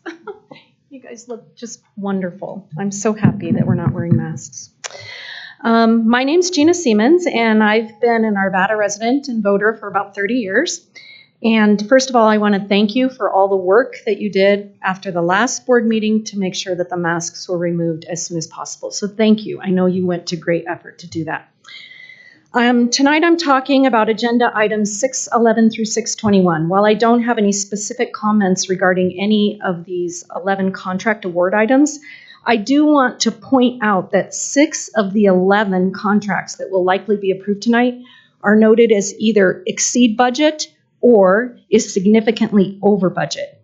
While our 7.8% national inflation rate certainly affects construction projects, and I understand that, As a taxpayer, I'm very concerned that 6 out of the 11 construction projects are already over budget, but we'll proceed with a simple vote. Is this board aware of the total costs of the over budgetness of these 6 projects? Will these over budget projects create financial concern for the district that ultimately impacts the quality of teaching and learning? For 3 months now, I've addressed this board with a common theme of focusing on becoming the top performing school district. Jeffco Thrive's mission seeks world-class education, as we'll hear later. So we're all on the same page about a pursuit of excellence.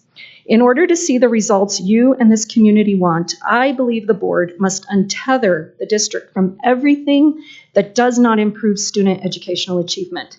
And everything might include not rubber stamping a slew of over-budget construction projects that can lead to fiscal challenges that negatively impact the quality of teaching and learning. Along these same lines, later tonight, we'll hear a legislative update, and I'm very curious why our taxpayer-funded lobbyists merit support or opposition of legislation based on what's best for the Colorado Association of School Executives and or the Colorado Association of School Boards, but does not merit based on what's best for students, payers, or students, parents, or taxpayers. Shouldn't our lobbyists support or oppose legislation based on what's ultimately best for our students? Lastly, regarding the Jeffco Thrives 2025 initiative, which I think is super cool, while equity is certainly a popular word right now, I really think the district should focus more on equality, which means providing every student equal access to the best the district can offer, the very best, rather than equity, which means equitably divvying out what the district offers to keep things fair. Equality provides equal access and allows varied results. Equity provides measured access and produces fair results, meaning everyone ends up at the same level, which quite frankly is a far cry from world class. Thank you. Great. Thank you, Ms. Siemens. All right, that is the end of our public speakers for part 1. Thank you both.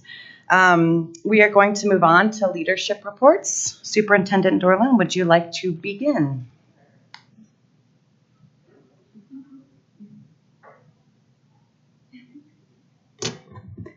Thank you, Ms. Schooley. Hello, Board of Education. Excited to be with you and host this meeting with you tonight. I want to recognize, the first thing I want to do is just recognize that we have some new faces in the room, and we have some familiar faces in new places from our cabinet team. So you all see our cabinet group sitting over here and Helen over here, and thank you to Melissa as well for being present. But we do have some new people in new places, and I just want to recognize Dr. Kim LeBlanc Esparza is our new Deputy Superintendent. She's new to Jeffco. Welcome to the team, Kim. We're excited to have you here. Renee Nicothodes is currently moved into her new role as Chief Academic Officer. Dave Weiss is moving into his role as Chief of Schools. And Dan Cohan is here for a little while now to help Dave transition. So thank you, Dan. Matt Polero is here as our Interim Chief of Student Success. And so I just want to say welcome to Jeffco, to Kim, and we're excited to have you join our district and our team. And Renee, Dave, and Matt, thank you for the work you've done in your previous roles and the commitment that you've shown to our district, and welcome to the new leadership opportunity that you have on our cabinet team. I'm very excited for all of you to be here tonight. So I want to welcome them. I also want to let you know that I have been able to, this past month, with things settling down in terms of case rates with COVID, our schools sort of settling into a little bit closer to normal, although still not normal time, I have had a really awesome opportunity to get into schools this since our last board meeting. So, and I know many of you have been in schools doing Read Across America Day, but over the past month, I wanted to share with you that I've been to Alameda International, Golden High School, Kiffin. You can see I've been to so many, I had to write them down. Lakewood High School, Meiklejohn, Rose Stein, and by the way, I got the cutest and largest Valentine that I have ever received from Rose Stein. They presented it to me when I walked in, and it's in my office if you want to see it, but it's very special. I was there on Valentine's Day, so that was really fun. Today I was at Welchester, which was wonderful. At Wheat Ridge High School, I was able to visit an area, their engineering and area where they were. I actually saw students building cars, real vehicles that were going to run and actually race, and they're taking these cars to Indianapolis in April to be part of a race. So they were fabricating they fabricated every single part of the car. And when I was there, the students were fabricating the actual side panel of one of the cars prior to then, of course, putting it together and painting it and making it look like a really cool race car that was like going to win in Indianapolis. So that was really, really fun. I was at Foothills Elementary reading to students yesterday. And I also was at Foster, K-8. And at Foster, I did reading. I read with first graders and fourth graders. And they have a new 3D printer at Foster as part of their STEM work. And the fourth graders made me this heart out of their 3D printer. It says, from Foster. And the class that I was in, Miss Stephanie's class, they love Harry Potter. So there's a little Harry Potter glasses and lightning bolt on the little heart that they gave me. So just really awesome. They were very proud of the fact that they were able to 3D print these. And then I was also able to last week sub at Bell Middle School as an art teacher. I'd never taught art in my entire life. I'm not a specifically artistic person, so I was a little nervous, but I did just fine. And the kids actually taught me a lot. So I've had some really wonderful experiences in our schools since the last meeting, and it makes me very happy. In addition to visiting schools, I've spent time with our school leaders in principal partnership meetings, which is an effort by me and other cabinet members to really just stay as close as possible to the realities of what's happening in our schools. It's really important for us to do that as we're making decisions for the district. We discussed a number of issues with our principals in these meetings recently, including start times. And you're going to hear more about start times later this evening and in a presentation tonight. And as you know, I've made the decision to launch new start times for our district in the 23-24 school year. And that is in part due to the feedback that I've heard from our school leaders as well as our community. And we'll talk more about that later, but I just want to let you know that I do believe this additional time will allow us to transition in a way that's very supportive of some of the challenges that people have put forth. And it gives our principals a little bit more time to be sense makers for their staff and for their families in this process. And so that's pretty much what's been going on my end. You know, I do want to end and just acknowledge the Stanley Lake community. As you may have heard, there was a tragic accident involving 4 of our Stanley Lake students, and a group of us worked over the weekend as events unfolded to understand what the impact was going to be and to put supports in place for the Stanley Lake staff and community on Monday. It's a tragedy that has impacted not just Stanley Lake High School, but several schools in that articulation area. I want to acknowledge that. And I want you to know it was, while a terrible tragedy, it was also a very good example of how Jeffco immediately responds to support when difficult circumstances arise. And I want to thank everyone for their care and concern of the Stanley Lake community and the leadership of our school leaders and our department teams in response to this unimaginable tragedy. And I just want to state that our hearts go out to the family and friends of everybody who's been involved and the staff at Stanley Lake who are experiencing a great loss right now. So, thank you. Thank you, Superintendent Dorland. Is there anyone that would like to begin with a board update? Great, Ms. Parker. I also had to write down all the places that I've been in this last month, which was great. I did go to the Dakota Ridge Articulation area meeting, and I was so encouraged by the great turnout, including students.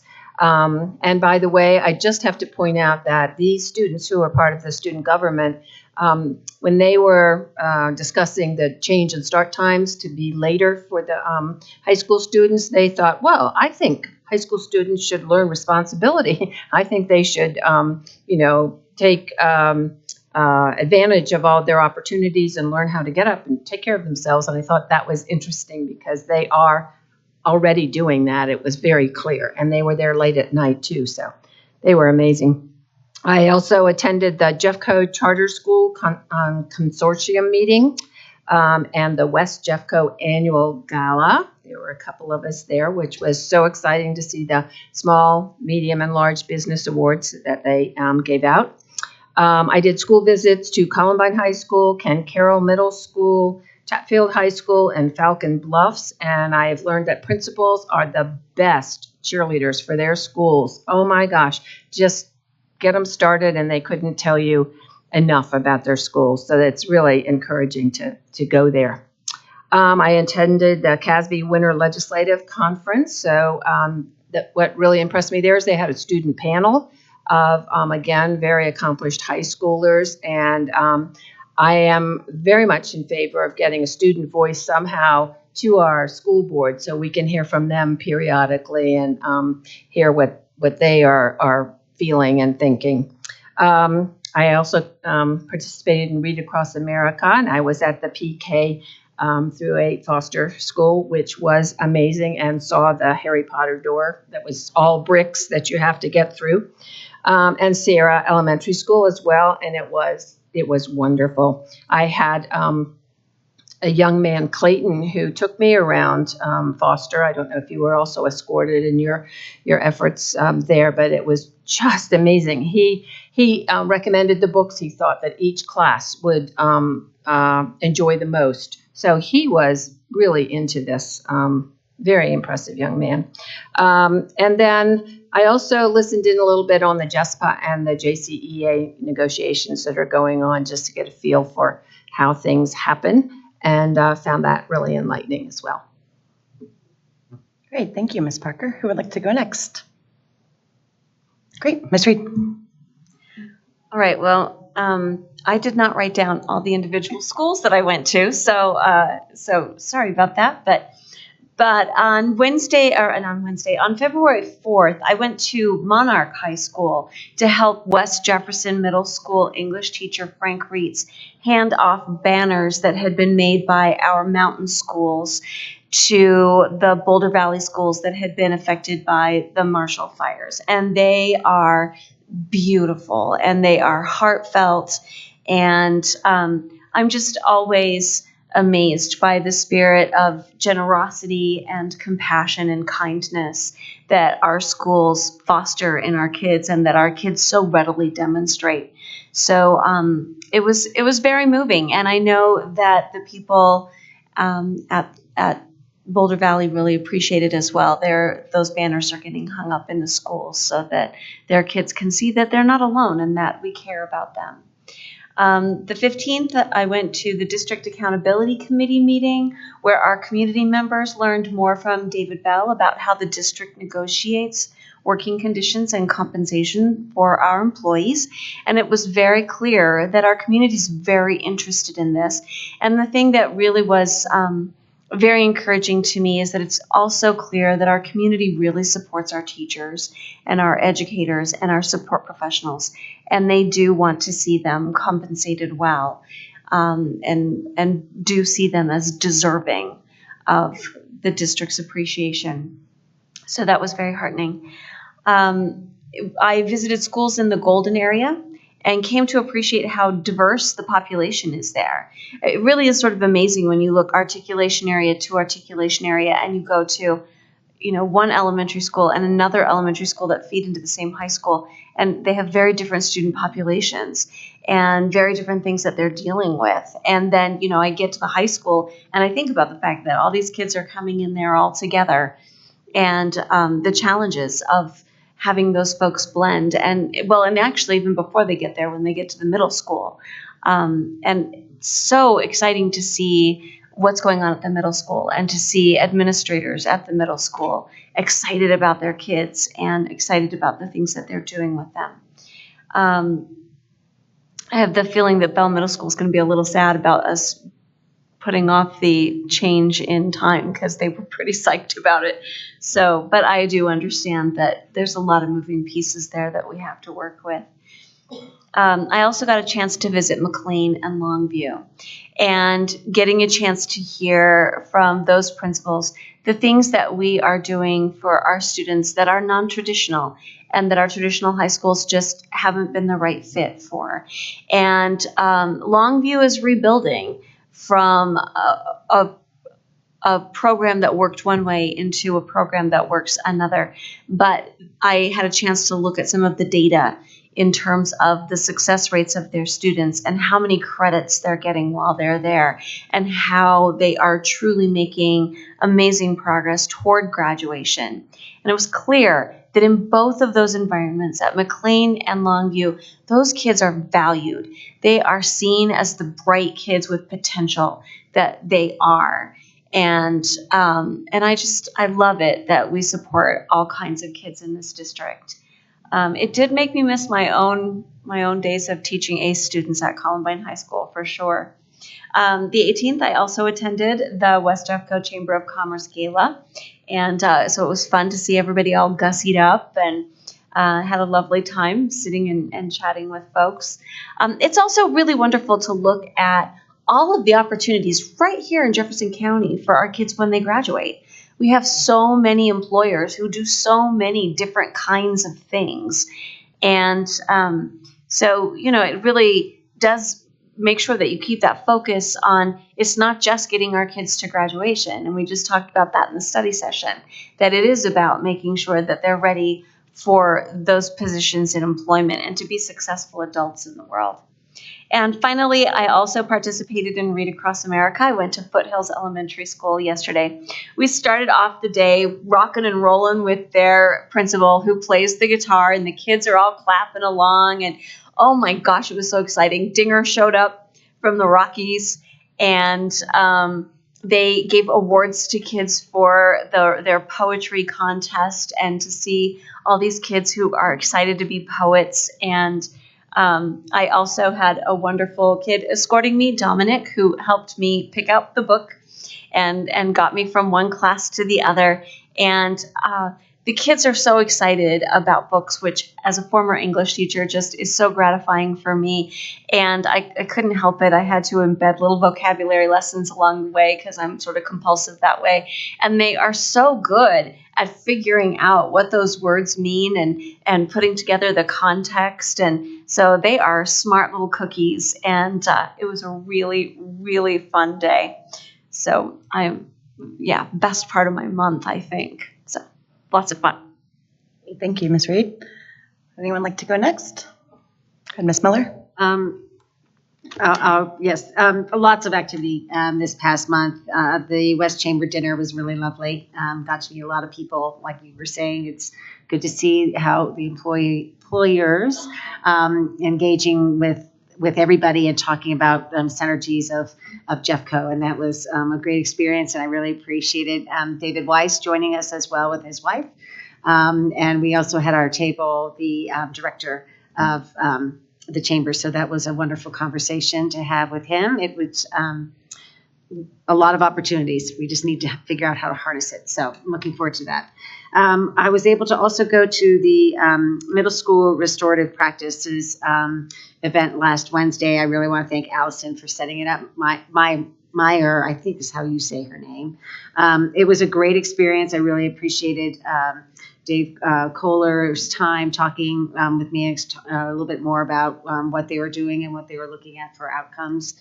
And hopefully we can have that conversation about, once again, it goes back to funding and how you measure the effectiveness of some of these programs, and that's critical. So we continue on doing that work. We also did the League of Women Voters last week with Paula, so I'm just chiming that in. So yes, that was on her list too. And that was an engaging conversation. I think we had the opportunity to have the same questions asked to us and be able to take those questions and give our perspectives and engage a little bit back and forth. So I really appreciate that opportunity. I think they are going to actually post it. We got the letter that said that they're going to put it up online. So as soon as it goes up online, I'll tweet it or Facebook it or something.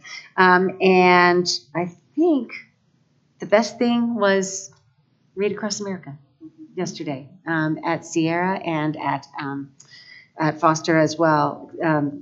It was last year, trying to engage students through a video with my book and showing the pictures and trying to, so how many know this story?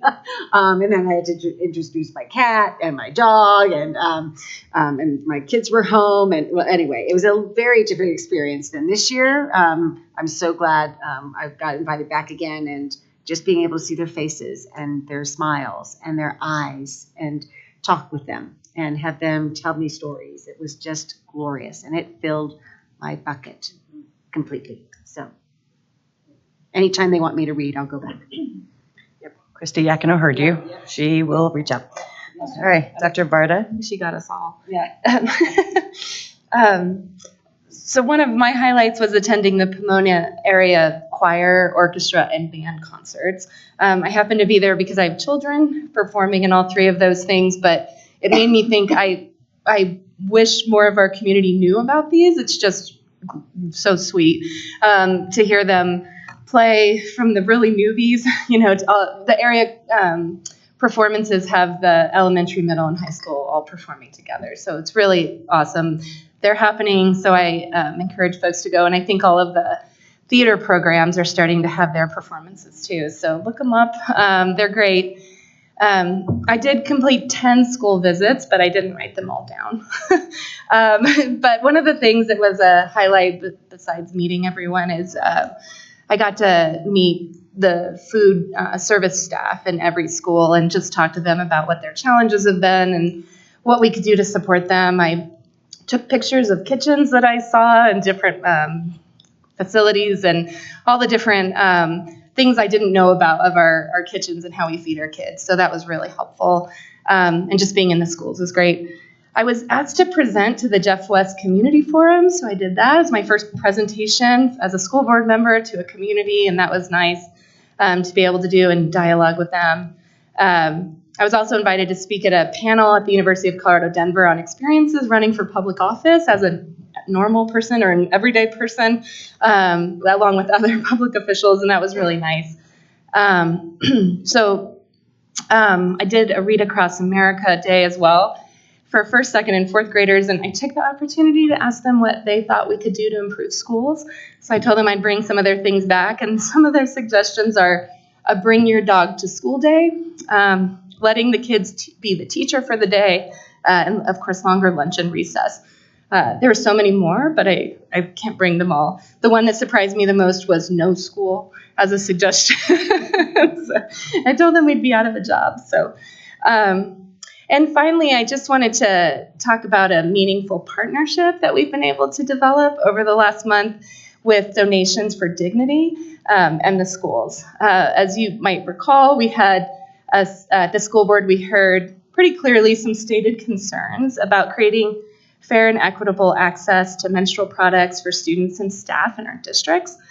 So we reached out to Donations for Dignity, and they have, because we knew they had previously donated 5,400 units of pads and 9,600 tampons in July of 2021. And after our recent conversations together, I'm happy to announce that Donations for Dignity is donating an entire pallet of products next week to the district. And it's a huge amount of actually product. It consists of 19,200 pads and 17,280 tampons, so over 36,000 units.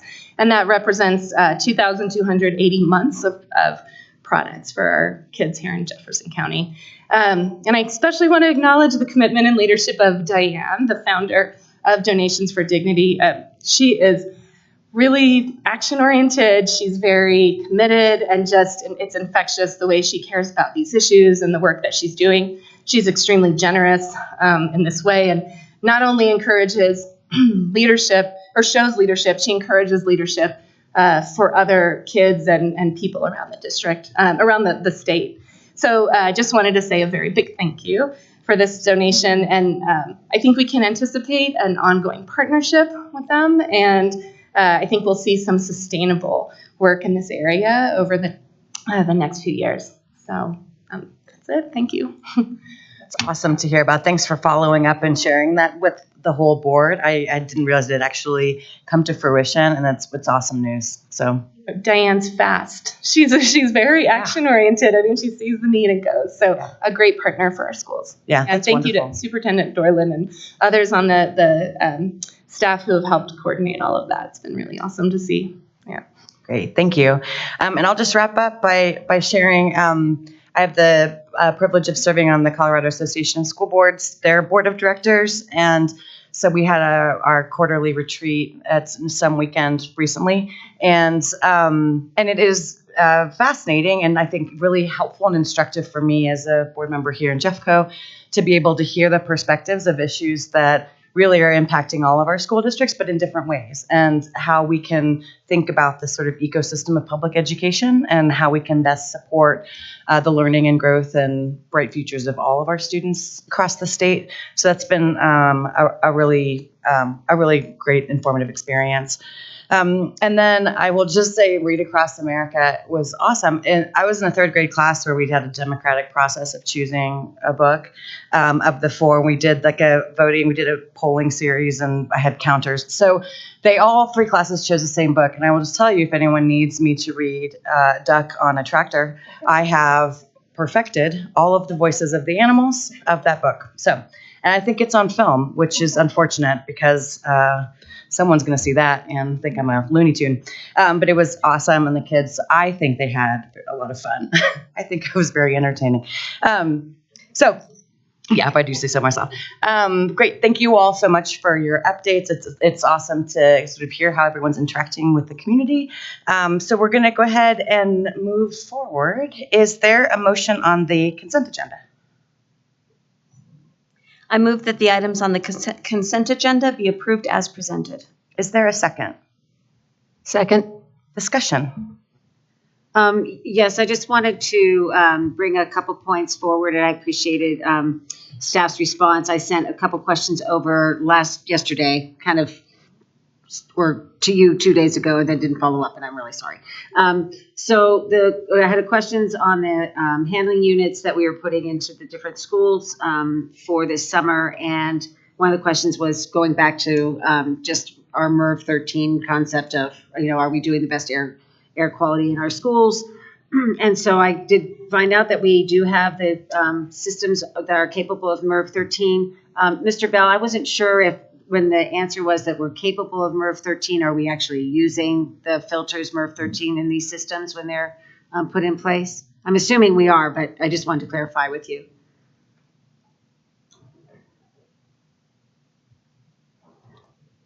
We do when we can.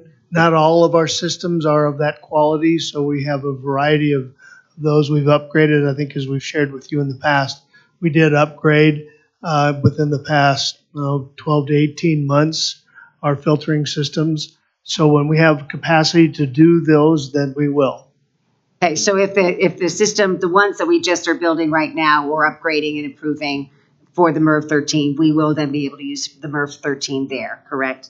That's what we'll do. We can get them, yes. Yeah, that's if we can get them, right. That's always the challenge, but it's yes, it is. Right. Great, thank you. Okay, and then I also just appreciated the update on the dollars allocated for the inflation considerations, and that we have been able to bring that down from about 43 million to about 38 million. So being able to keep our eye on that only is beneficial for us in the future, thinking about what can be for everything from a scratch kitchen to a Fletcher Miller to upgrades to different systems. So the more we kind of take away from that inflation factor kind of component and put it over to project opportunities, the more excited I am about that. So thank you very much for that update. Other questions from board members for discussion? I had some questions about the, I don't have them here, 6.21. I just, because the overage is, I'm sorry, 6.15, because the overage is substantial, I just thought it would be helpful to hear some discussion on why that is and how it kind of affects our overall balances in terms of some of these other overages as well.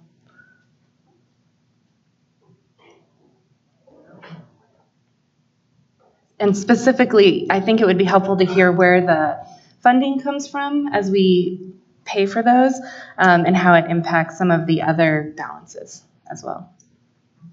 So when we receive the estimates from consultants. I'm sorry, Mr. Reed, there you go. When we receive the consultants' estimates, those go into our projections, and that's how we develop, in part, in this case, the $38 million in inflation projections.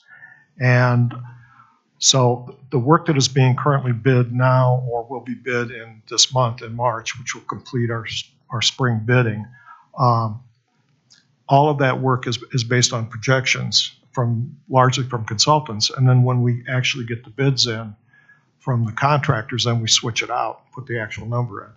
When it comes to the Mount Evans piece, the consultant was actually remarkably close to what the bid ended up being. So that number didn't really change, but it is covered within that $38 million. So we really are not taking money away, so to speak, from the program because it's already covered. So, and the whole point of that is that we were asked to be able to estimate how much money we might have at the end of the program once we completed the committed scope. And right now we're sitting on $69 million in what we call unallocated program contingency, which means none of this money is really defined.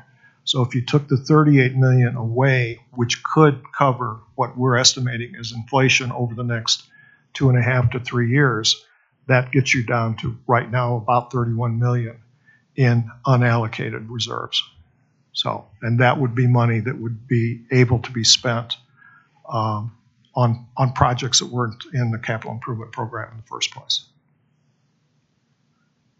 I want to just clarify something for all of you, because I sometimes sense that this is somewhat complicated or the nomenclature is a little confusing. Let me see if I can maybe simplify it a little bit. At the end of the year in 2021, we gave a report to you on our capital improvement program. And as Mr. Reed indicated, we demonstrated that we had approximately $70 million, which was designated in our terminology as unallocated revenue. That means it's not a part of any scope project. It's a result of our favorable market environment where we did receive bond premium and some interest earnings that we got, that we received over the last 4 years. So given that $70 million and the forecast that we were seeing for cost inflations ranging everywhere from materials to fuel costs, all the things that are incorporated into our CIP program, we internally, this was no mandate here, we internally, as Mr. Reed indicated, set aside about $40 million, and we said that's going to help us if these inflation numbers that we're seeing, some things like steel, concrete, copper, are escalating 25 to 35% or more. So we just made that internal decision. It doesn't mean it's allocated.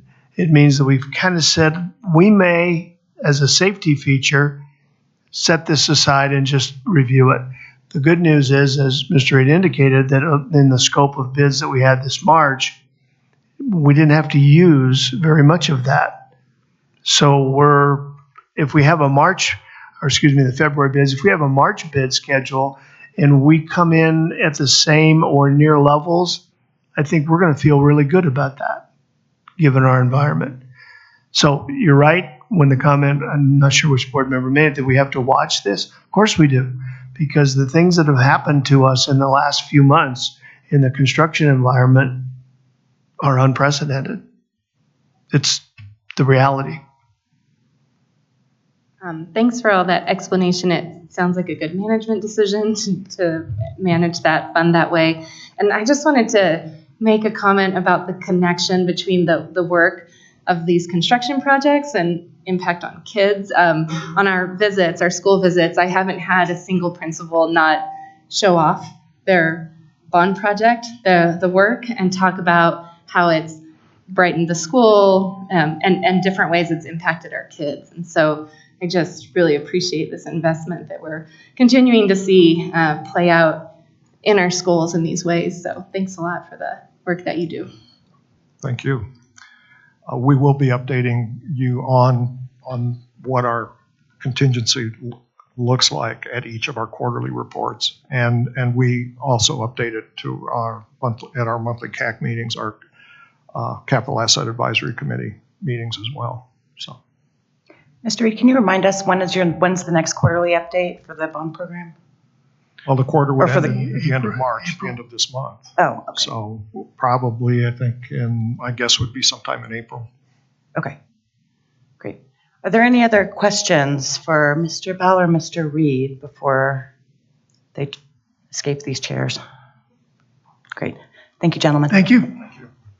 Board members, is there any other discussion around the consent agenda as presented? Okay.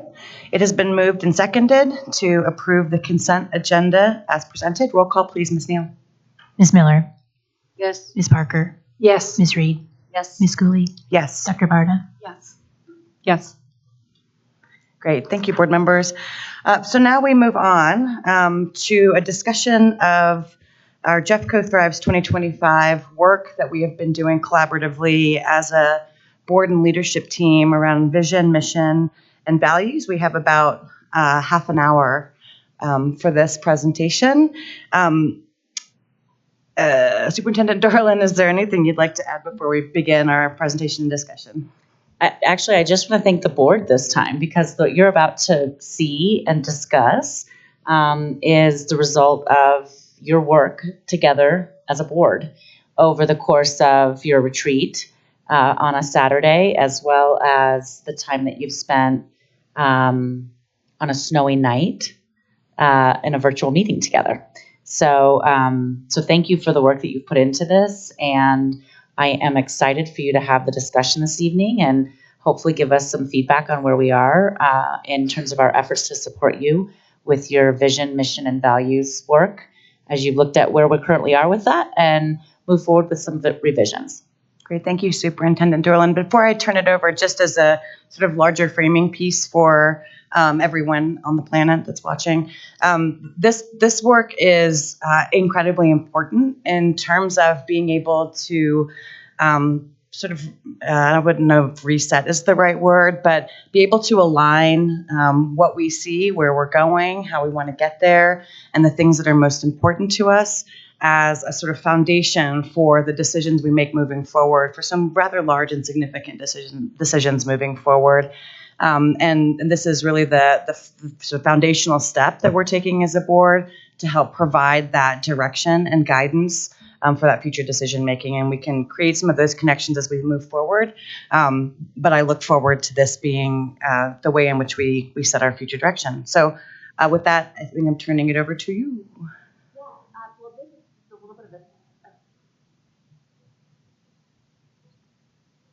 Can you guys hear me now? Is that working? Can you guys do introductions real quick? Yes. Thanks. Can you guys hear me now? There. Okay. I'm Lisa Rilou. I'm the Chief of Strategy and Communications for the district. Hi, and I'm Kim LeBlanc Esparza, the new Deputy Superintendent, as Tracy pointed out earlier. Happy to be here. This is not a traditional presentation. We are basically sharing back the work that the board has done, and happy to share some of the framing that the board went through in its process to create mission, vision, and values. But I want to say this is very much the board's work. So Ms. Schooley and anybody else who wants to chime in, this is meant to be an opportunity for us to look at the work that you've done, get some feedback, and some of you have shared some feedback with me independently, and we can talk a little bit tonight about any additional feedback, and then we would go. The next step is for us to iterate once again, and as we've discussed, we will have community engagement, wide community engagement process on Jeffco Thrives 2025, your mission, vision, values being part of that, and getting feedback from the community on your pieces of the work, as well as the district's plans that we're drafting now. Does that sound okay? We'll go through some context and then, okay, great.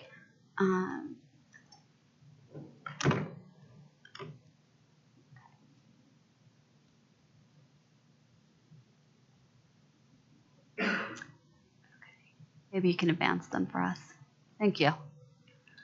Oh, sorry.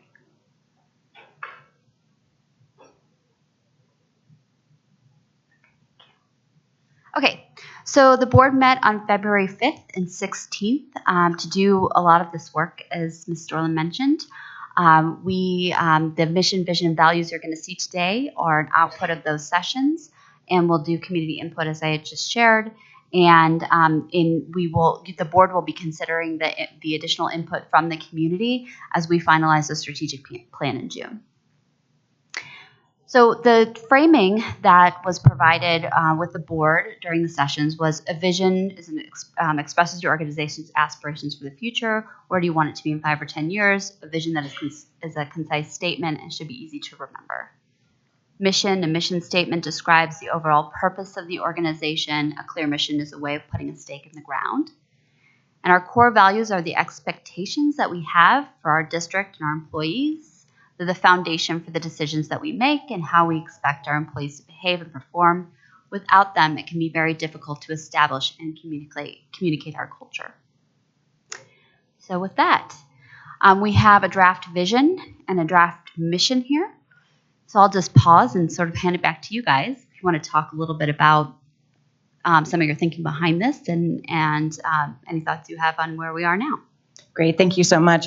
And I'd love to turn it over to the board as a whole, since this is the work of all 5 of us in collaboration with district leadership, for some of the sort of thinking around and work that went into kind of settling's not the right word, deciding that this vision and mission really fit the direction that we want to see the district go in. So I will open it up for conversation around the vision, which I will just read out loud. Our vision is for Jeffco Public Schools to be a thriving district where all students achieve their biggest dreams. That's what we want. That's where we're going. Board members, any comments or thoughts about this is our vision?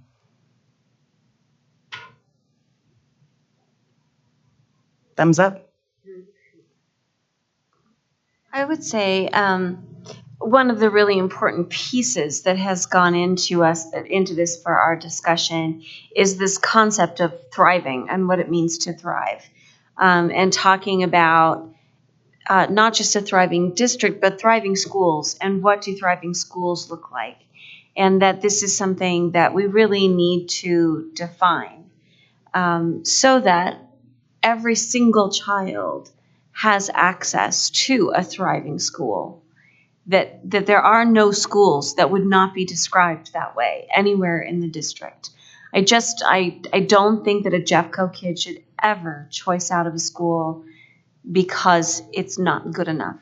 Maybe a school, choosing into a different school because it's a better fit or something like that, but never because the school that they have available to them is inadequate. Thank you, Ms. Reed. Moving on to the mission, our mission is to provide a world-class education that successfully prepares all Jeffco students for bright and successful futures as global citizens. And we had a lot of conversation around the mission statement. And if there are any board members that want to speak to some of the components in there that you felt were particularly important for our mission, because I know that there were several pieces of this that were quite meaningful to board members. I think one of the challenges that we've been facing is really how do we define that? How do we define our work and where we want to be? And I think many times at the board table over the past number of years, even, it's been who are we competing with? Who do we compete against? Or, our children going up against, et cetera, in terms of applications for jobs or going to universities or, where they're participating in the world global economy. And so to me, being able to say X percentage of our children are proficient, not only proficient, but are able to access material at this grade level, at their grade level and higher, And the same for, across the board, literacy, numeracy, science. We want our children to be walking out of Jeffco to be wanted by companies, by universities, et cetera, not just here in Jeffco. That's great, but where can they go out into the world and be truly global citizens and voices in the global economy? So that's where we're trying to tie our outcomes to where they can be in the future as students and great learners and participants in the world. One of the other conversations that I thought was really helpful and around this notion of the global citizens is that it is in addition to the competencies that will allow them to be successful, whether it's in the workforce, whether it's in whatever sort of post-secondary or post-graduation pathway they take, that it's also all of those skills that allow our students to be able to work across difference and be able to work with folks that don't look like them and be able to have really strong communication skills. So I know that they're oftentimes called soft skills, which I don't appreciate the word soft skills or that term, but all of those are really critical skills that our students need to be able to also thrive in whatever their choices are. So really this is a mission to be able to provide as many opportunities for our students as possible to be who they want to be and do what they want to do. All right, so we'll move on now to the values that we spend some time talking about, and we'll go through and I'll just read through the definition of these values, and if there are specific points that board members want to elevate in terms of any of those values, we can stop and take some moments to dialogue about it. So the first one that really I think universally came up for us was student-focused. So in Jeffco, we make every decision and measure every outcome based on how well we serve our students. We exist to help students succeed and act with intensity to give our students the education they need and deserve today. The next value that we identified is excellence. In Jeffco, we aspire to be a world-class school district, which requires us to inspire one another to make an impact, focus on solutions, maximize our partnerships, and hold ourselves accountable for successful outcomes for all students. The next one is integrity. In Jeffco, acting with integrity creates honesty, trust, responsibility, and a spirit of transparency.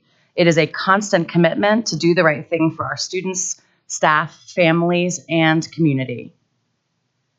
Equity. In Jeffco, not all students are starting from the same place, nor do they need the same things to reach their fullest potential.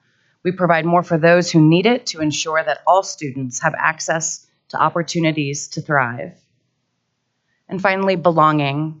In Jeffco, we cultivate environments where all students, staff, families, and members of our community are accepted, respected, included, encouraged by others, and feel that their voices and perspectives are valued. So some of these values were our sort of transition from existing Jeffco values. So it wasn't sort of tossing everything out, but I think coming to a shared understanding of how we want to define some of these terms, and then some of them are brand new as district values. So any comments or thoughts that you all want to share? Otherwise, this is really just an opportunity to be able to present all of this work to everyone, and this will be the foundation upon which we continue to build. Any other board member? Dr. Barta? Sure. I just wanted to share what I don't know if this is where you want us to go with this, but I think a lot of us have participated in values and vision and mission conversations, and they can feel big and sometimes hard to really narrow. And I think that our process together, working together, has been really great in the sense that we've been able to spend time together to talk about what's important to us and figure out where our shared and common values are, and be able to bring that forward in this way is kind of daunting in a way, because we know that a lot of what's going to happen over the next few years is going to, we hope, be guided by the work that we've done here. And so what we tried to do, though, was narrow and be really not as wordy maybe as some things that we've had in the past that are really hard to even just get your head around. And so My hope is that, and I have already found myself in schools when talking to principals and teachers and asking them around that concept of what makes a thriving school. It's something people can kind of get their heads around. There's been a lot of research around what factors make a thriving school. I've learned that from principals who are really into different parts of this kind of work. And so I am really encouraged by where the process that we went through together to get here, but also where we are right now in terms of having some direction for going forward. So I hope as we're discussing big things like school size and things that we have to start talking about, that we will have a framework that will help us make decisions around what we're deciding on now. So it was an unusually fulfilling process, to be honest, to do this. But I just think that we've come on the other side in a really good place together as a team. Thank you, Dr. Barta. Any other comments before we transition? Thoughts? Ms. Miller? I do want to go back to the equity component, and I'm not, and I want to be thoughtful about what we are saying with what was raised earlier this evening.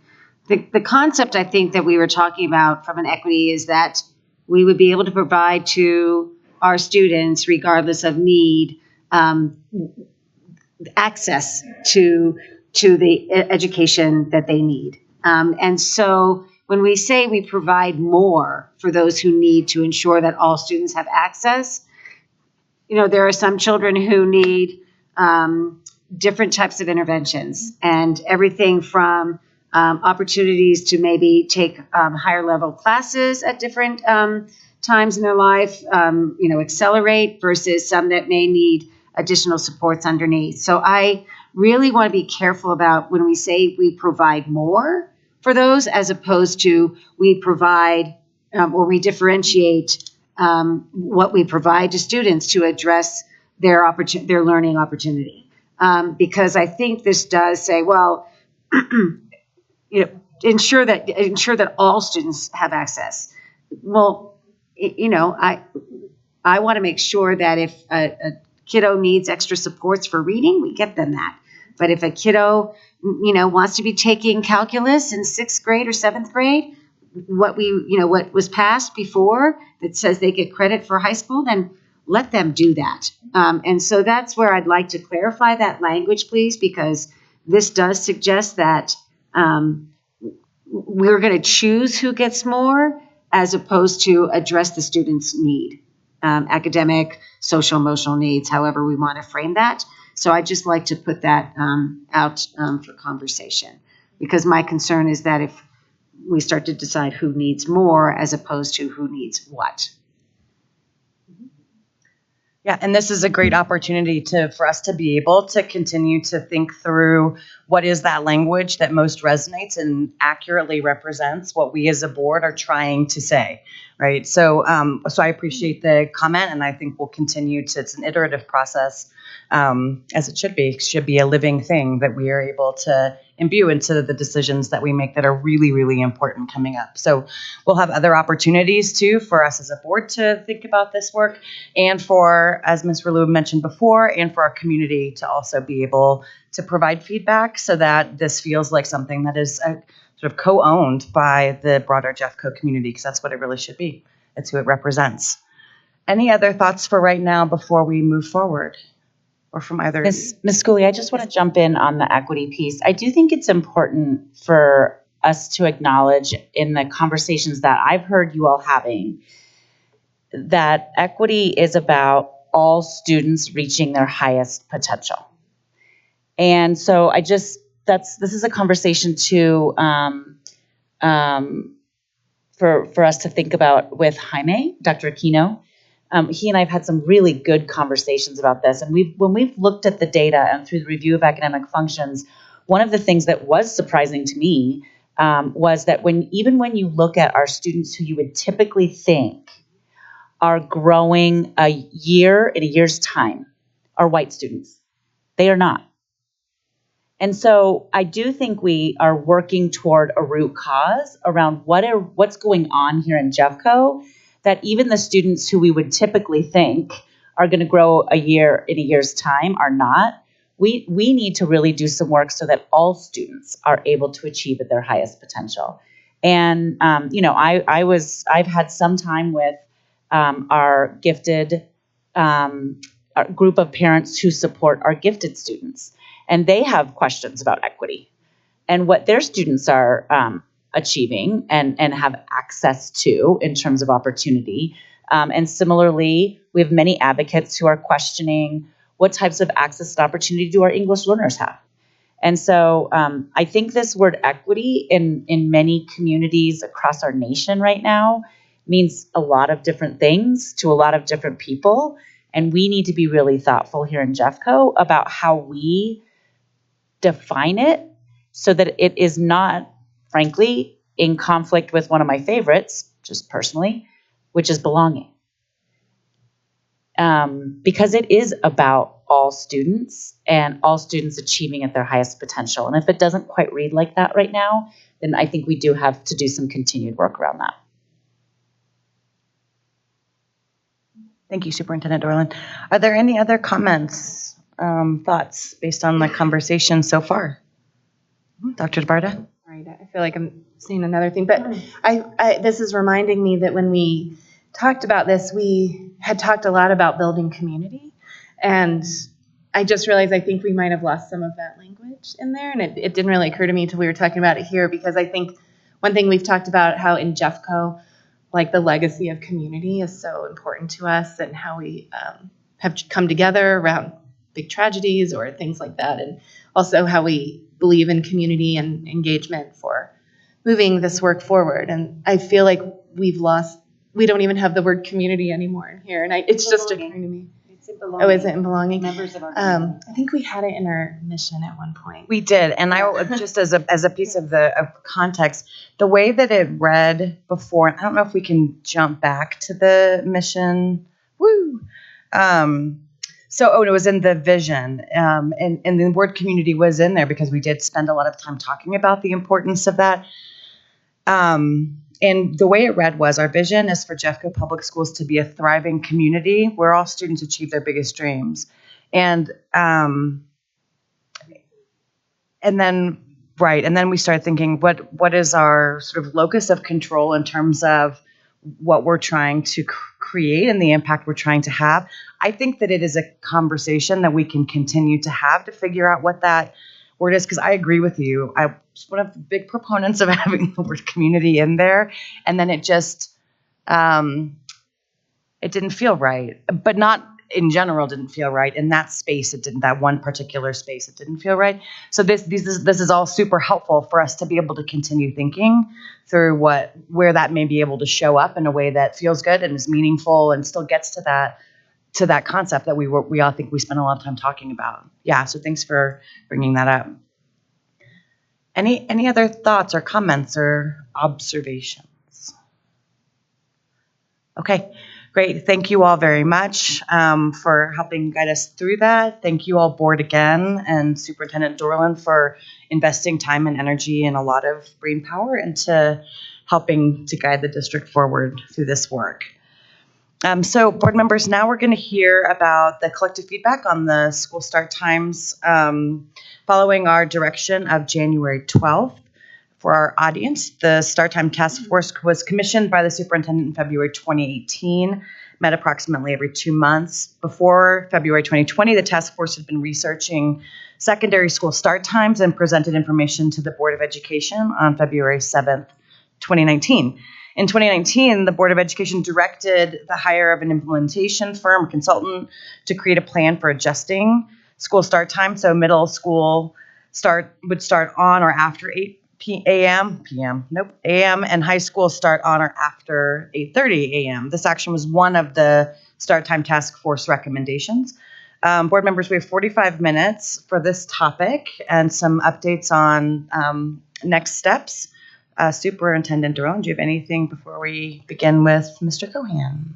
No, I mentioned a few things in my beginning speech, so I just want to thank Mr. Cohen for all the work that he's put into this project for many years, and also Ms. Relu for her work to, I think, really broaden the engagement. We have had a task force engaging in this work for a very long time, and I think we now believe that we need to do broader engagement to make sure we really understand the change and how to work through it. So with that, I'll hand it over to Mr. Cohen. Great. Thank you again. It's nice to be here once again, members of the board. And I also, you just heard from our colleague, Lisa Relu, and she's been really, really helpful in the short time that she's been here in working with myself, with Katie Winner, Laura Johnson, other members of the Start Time Task Force. So we're very appreciative of her efforts.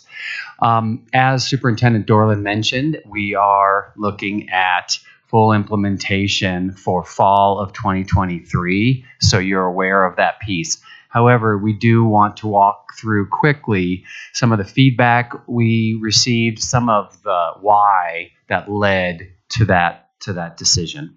So I'm going to walk through this presentation relatively quickly, and then of course we'll have time at the end of this for questions.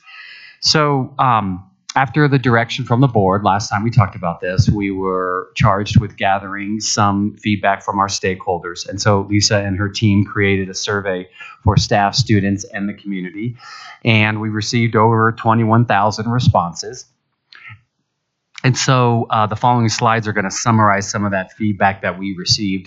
And we did have opportunities for open-ended responses. And of course, it's important to be able to hear that specific, allow people that opportunity to provide individual feedback, open-ended feedback, but it takes so long to compile those responses, especially when we received thousands of those. And so Lisa and her team are in the process of compiling that. It's important to note that the survey was specifically targeted to elicit feedback around opportunities that the change in start times would present, challenges that the change in start and end times would present, and then also to gather some specific feedback. We know that the West area is really challenging, given the size, given the routes, it's mountain community and mountain roads. So we wanted to get some specific feedback around the West area hub stop proposal or model, and then also to gather names of folks who would be interested in engaging in that discussion further. So that was the intent of the survey. Some of the disaggregated data is here on this slide 4, and you can see that data of who responded, with the majority coming from our current parents and guardians. And then similarly, this next slide talks about some of the data, the disaggregated data, specifically by schooling level represented. That's on slide 5. On slide 6, this question was critical in terms of what challenges does this proposal present. And we know that some of the top challenges, when we talk with our colleagues from other school districts, some of the conversations that we've had anecdotally, with parents, with staff, with principals, we know that there was going to be a significant number of responses that said there's a challenge around extracurricular activities, especially if we move middle and high schools later, then there's going to be a challenge around that with sports and activities. We also know that childcare was going to be identified as a significant challenge. So you can see that data here. The one piece that I'm sure you probably made note of was that about 14% of the respondents selected their child's school based on bell times, based on start and end times. And we know that's the case, but I would not have guessed that would have been that high. There were also open-ended questions, as we mentioned, but we're still compiling that data. This is similar, but what this slide does is disaggregate the data by the student responses. So you can see there specifically how students responded to what challenges do they identify. This slide, where we are then based on the feedback, and again, as we've already stated, we feel like we need a longer runway. We feel like we need to make sure that we focus on quality implementation. And we'll talk a little bit in here in the next slide about what that means. But we want to make sure that we can do it right, and we are able to address the situations where families, the thousands of families that chose their school based on start and end times, and especially since the Enroll Jeffco process, that process is already occurring now. We feel like the timing of this might put those families in a really tough situation. So we're trying to acknowledge all of these challenges, and we feel like we need a longer runway and a plan to be able to implement this district-wide in fall of 2023. And then these are some of the factors on this slide that we need to specifically work through to ensure that there's quality implementation, transportation, having enough time to address these challenges, and then also making sure that we get ahead of the Enroll Jeffco timeline. Trying to work on staffing for increased child care needs. That's a biggie. The other thing that on this slide it talks about is the opportunities that this could create. This is something, in talking with high school principals especially, they are excited about the opportunity to become more consistent with start and end times, and also to move that later. However, that's only part of the equation. One of our biggest drivers is trying to expand student opportunities, courses, and especially around post-secondary workforce readiness, work-based learning, to be able to have students truly be able to access programs at different schools. And so if you just start and end at the same time, it doesn't account for the difficulties that are going to exist if schools are on different schedules. So what they do within that start and end time, if there's variances within that, it's going to create obstacles for students actually being able to do what we're talking about, which is to expand those opportunities. They might be able to access more, whether it be Warren Tech programs or maybe a program or a class that's at another school. So we feel like we really need to spend more time, not just looking at start and end times, but trying to create more consistency in terms of bell schedules. So that's a whole nother piece to this. And we had talked about maybe a phase 1 and a phase 2, but we feel like if we can do it right, and especially before people enroll through the Enroll Jeffco process, and we can work with those high school students to be able to access those different courses. So if we can have a longer runway, we feel like we can tackle both of those things at the same time. We just need more time to do that. The other thing that you'll see on here is consistency in late starts. Our high schools have been able, just given the economies of scale and some more flexibility, so all of our high schools, or almost all of them, have some version of a late start or an early release, but it's not nearly the extent at the elementary schools and middle schools that they need that. And so to provide them with more planning time, professional development, collaboration through the professional learning community model, that's another piece that if we have a longer runway, we can try to build that in. So that's all we have, and so the rest of the time can be for if you have any questions. Great, thank you so much. Board members, we have an opportunity to ask questions, anything to be clarified. Is there anyone that would like to begin? Ms. Miller. Thank you for all of this work, and thank you for the effort. 21,000 responses is a phenomenal number when you consider we have 78,000 students. So you divide the 21,000 by the 78, it's a nice percentage of respondents. So thank you very much for that. One question I do have, and I didn't see it in the questions that were asked, but were we able to figure out how many schools we touched in terms of respondents? So for example, we know that we have voices from all the different articulation areas and all of the different elementary, middle, high schools that we had responses from most, if not all of them. Do we have that data? Yeah, so one of the things we did was ask people to fill in the name of their school. So we're still going through all of the 21,000 responses to since the survey just closed last Friday. But I do believe we have a good percentage, but we're also looking closely at that information, Ms. Miller, to understand the specific challenges that were indicated by articulation area and specific schools so that we can target our work, the work that we need to do ahead. So in areas where we may have gotten less participation, we will make more of an effort. And just to say also in that same vein that we have more work to do to reach more students.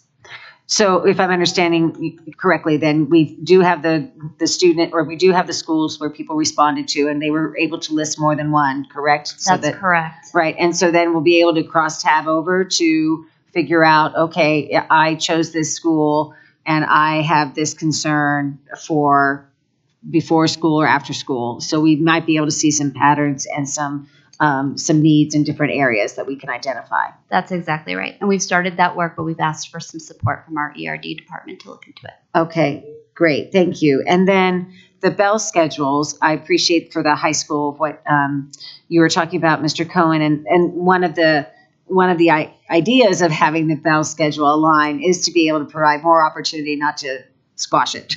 So like you said, how do we make that happen? And so one thing being able to say, I know, like, for example, Lakewood does, I think they're on a different schedule than some of the other high schools. Aren't they on, like, not mods, what am I trying to think about? Blocks. It's like a quarter system. Yeah, they're a quarter system, and they have blocks differently as well. So they might not mirror something like a Bear Creek, and I'm not sure what all the other different options of the high schools, but being able to look down at the high schools in general, even if people had different times, somebody does the block schedule or somebody does the quarter schedule, there might be another school that does the quarter schedule. So being able to say, well, these courses are offered by this school over here and the quarter system over here, we still might be able to line those schools together, right? So not everybody may still be on the same type of a schedule, but there may be similarities that we can leverage. Does that make sense? Yes, and I think you articulated well an example of why we need a longer runway. So Right. as we talk about the balance, as our superintendent talks about a lot, the balance between that school autonomy and system coherence, this is one of those that's going to be tested, because we want to be able to provide some autonomy for schools to be able to meet their students' needs, but also not to the extent where it is now, which creates some significant barriers to be able to try to engender some of what we want, to share students, share programs, have students be able to access additional opportunities. And so what's that balance that we strike? So we need some time to do that. The other reason the time really starts now, because all of our schools do, as part of their advertising, sort of selling their school, they do these showcase nights, where they, as you've probably been, if you are a parent of a student, where they really highlight what their school has to offer. And those happen end of October, early November, to try to get in front of the Enroll Jeffco timeline. So you highlighted a great example of where we're going to need to have conversations about what are those tights, those expectations, but how do you work within that to create some autonomy for your schedule? So that's some of the work that we have to do. And then one more quick question. I think there was a comment on your presentation about the Warren Tech and the internships and the mentorships.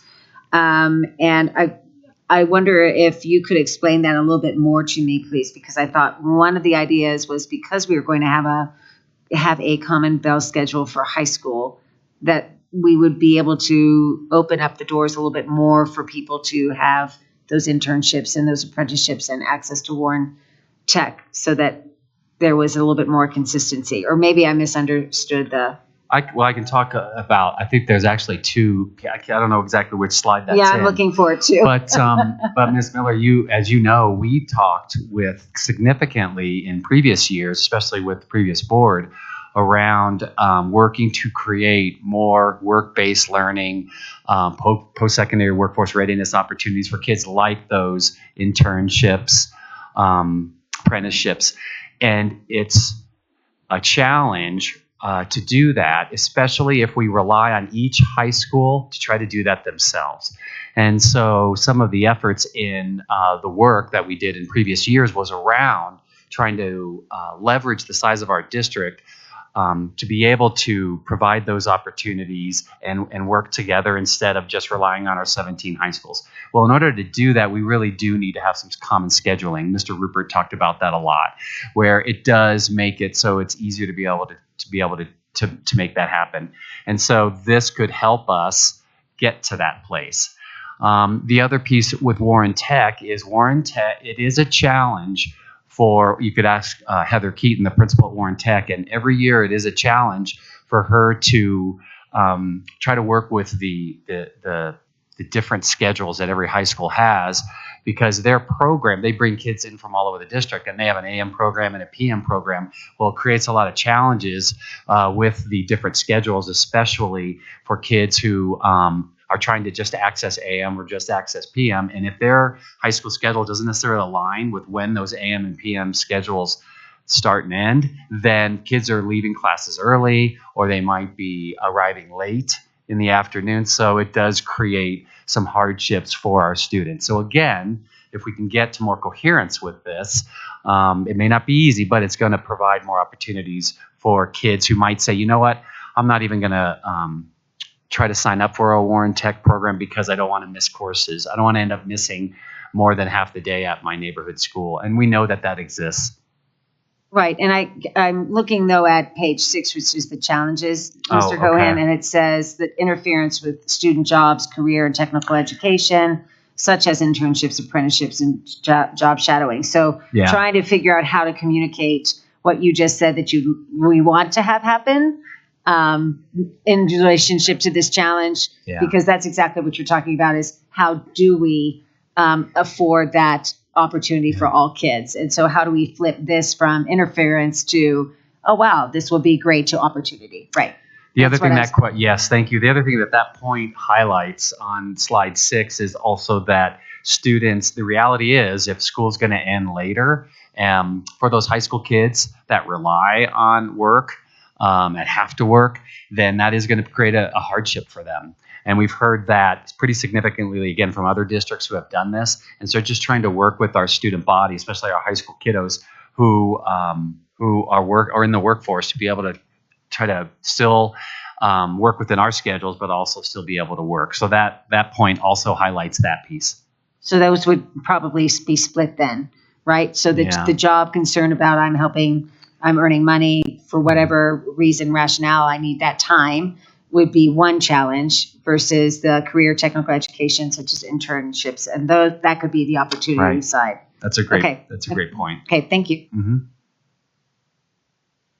Just building on that point too, I think that there too is the reality and also sort of perception of a challenge, that I think that we have a incredibly talented group of thinkers here to be able to say, okay, so what could that look like in terms of the previous presentation or earlier around this notion of, what is the standard for on-the-job experience that can be able to roll into graduation requirements, for example, and how do we leverage some of the, whether it's by necessity or by choice of the students that we have that are employed in the workforce, and be able to think creatively around what opportunity that can provide for them as a student, and how we kind of craft and package that, which does take time. I understand doesn't happen overnight, but I think that's some of the transition that we need to work with our students and communities to make.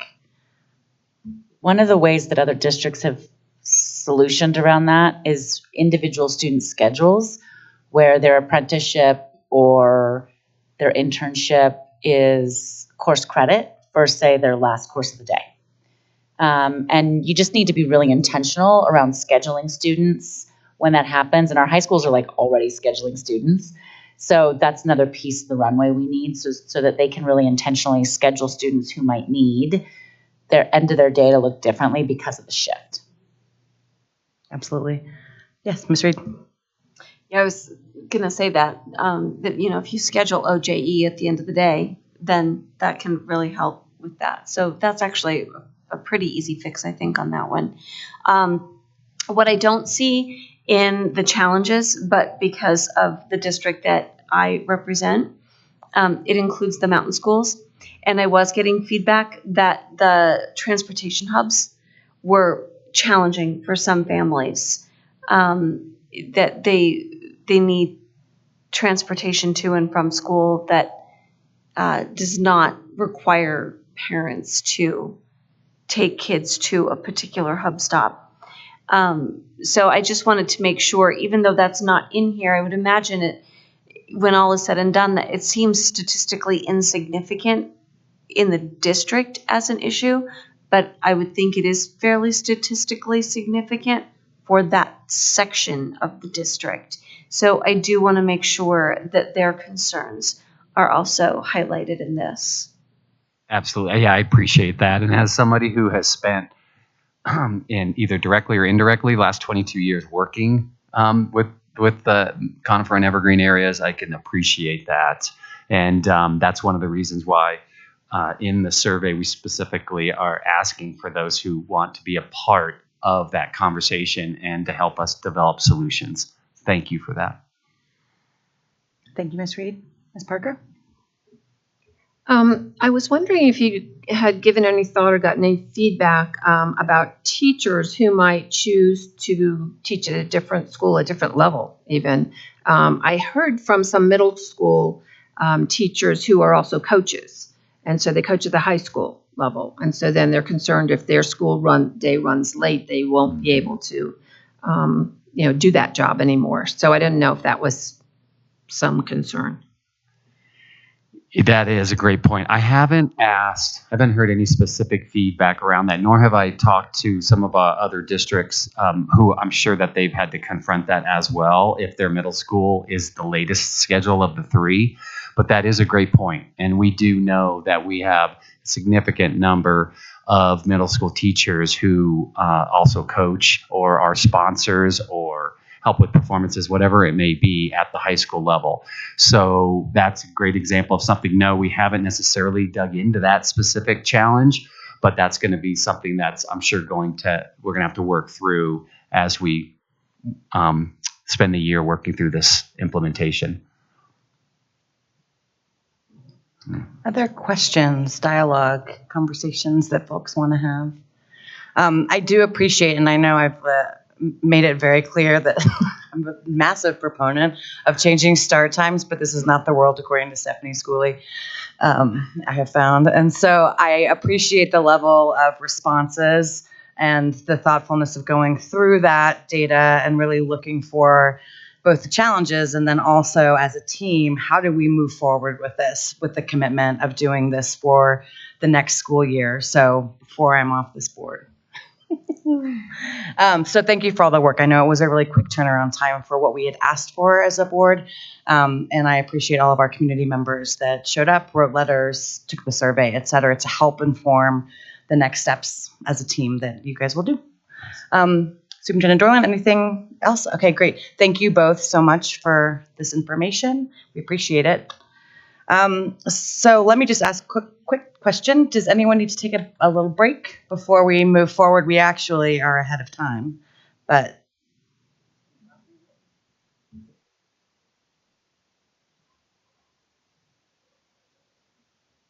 Great. You have no choice. We're not taking a break. Okay. So I'd love to welcome up Ed Bowditch. I know, we are early. You walked in right on time. That's right, I know. See? Yeah, of course. So this is our legislative update. We've allocated about half an hour. So welcome. We're going to discuss all of the different things, the stuff that's going down at the state capitol related to public education. Superintendent Dorland, do you have anything to add before we turn it over to Mr. Bowditch? No, thank you, Mr. Bowditch, for being here. Thank you very much for the summaries that you've been providing us, and I look forward to the board being able to talk with you this evening. Great. My apologies for the quick turnaround time. We're just going to keep you on your toes. Yeah. All right. Well, we'll turn it over to you, and then board members will have an opportunity to ask questions and weigh in on the information provided. I think I can turn this on. Good evening, everybody. Thank you so much for the invitation to be here. We are about a week away from halftime at the legislature. Today was day 51. Things continue to chug right along. Some of the major issues have yet to be introduced. Those include the collective bargaining bill that we keep hearing about, but it is still not introduced yet. The 3 areas of spending priority from the federal ARPA funds, economic development, housing, and behavioral health. Those have not been introduced yet. So those will occupy a lot of time in the second half of the legislative session. The state budget continues to march right along. The big date is Thursday, 2 weeks from today, I guess, when we will get the next state revenue estimates. Those will set the stage for what the state can do and help the state finalize its budget plans. I know that for Jeffco schools, a lot of what you will be dealing with in the next few months is crafting your own budget for the district for next year. At this point, I think it is not unreasonable. I'll use that double negative. It is not unreasonable for budget planning purposes to start thinking about the governor's budget request. I don't think that's an unreasonable thing. The governor has requested the $205 million budget stabilization factor buy down. That's not quite half of the remaining BS factor. The BS factor is about $500 million. And remember, buying it down is a good thing, eliminating that debt. But for budget planning purposes, I don't think that's unreasonable at this point. Now, I say that with all of the usual caveats. Things can change. Maybe things change in a good direction. Maybe things change in a not so good direction. Could be less than that. There's a number of other outstanding issues that are out there. There is a bill that would provide more funding for special education, and that could certainly have an impact. That bill has been through just its very first committee, so we won't know the disposition of that bill until much later. There's a lot of other things out there. Yesterday, I was at a very long hearing on a proposal, Senate Bill 87, that would have the state provide free lunch for all students when the federal government stops that program. That doesn't have a fiscal impact necessarily next year, but in the out years, the fiscal impact is estimated at $118 million. It could, obviously, there was a lot of testimony in support of that. There were a lot of comments from the legislators saying, you know, the state will always continue to fund the free lunch for the free lunch eligible students. The last few years, the state has said, you know what, we're going to fund the free lunch for those who are in the reduced priced category. So students and parents don't have to remember to bring 40 cents a day. We're going to do that. So this would be providing free lunch for everybody, continuing the policy that has been in effect for a year and a half now. That'd be a large amount of money. A lot of people on the legislative committee said for a good purpose, but how do we prioritize that? So there's a lot of decisions yet to be made. Specifically, I'm happy to start going down the list, and certainly I hope people will stop me. I feel like sometimes I can get going talking about things and miss the signs that somebody has their hand raised. So a couple of things and a couple of updates. Again, I try and send these weekly. Anything that's new for that week, I list in green. The para bill that was talked about earlier this session still has not been in its first committee. Representative Shannon Bird, whose district right now is in Adams County, but with redistricting, she will be running in a district that is split between Adams and Jeffco. She has championed this balloon payment, if you will. The spring of 2020, the state the state decided not to pay for its one balloon payment because at that point the revenue projections wouldn't support it. This would go back and make that payment. This has not been scheduled in its first committee yet. A couple of other para bills have been introduced. One would allow teachers to retire and come back and sub with no limit on the number of days they sub. That would only be in effect for 3 years, I believe, till June 30th, 2025.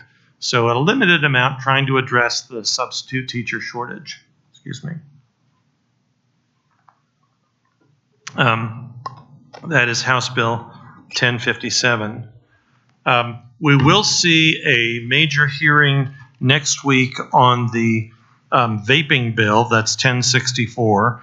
At this point, this would prohibit the flavored tobacco, the sale of flavored tobacco, nicotine products. At this point, not a lot of districts have engaged on this bill.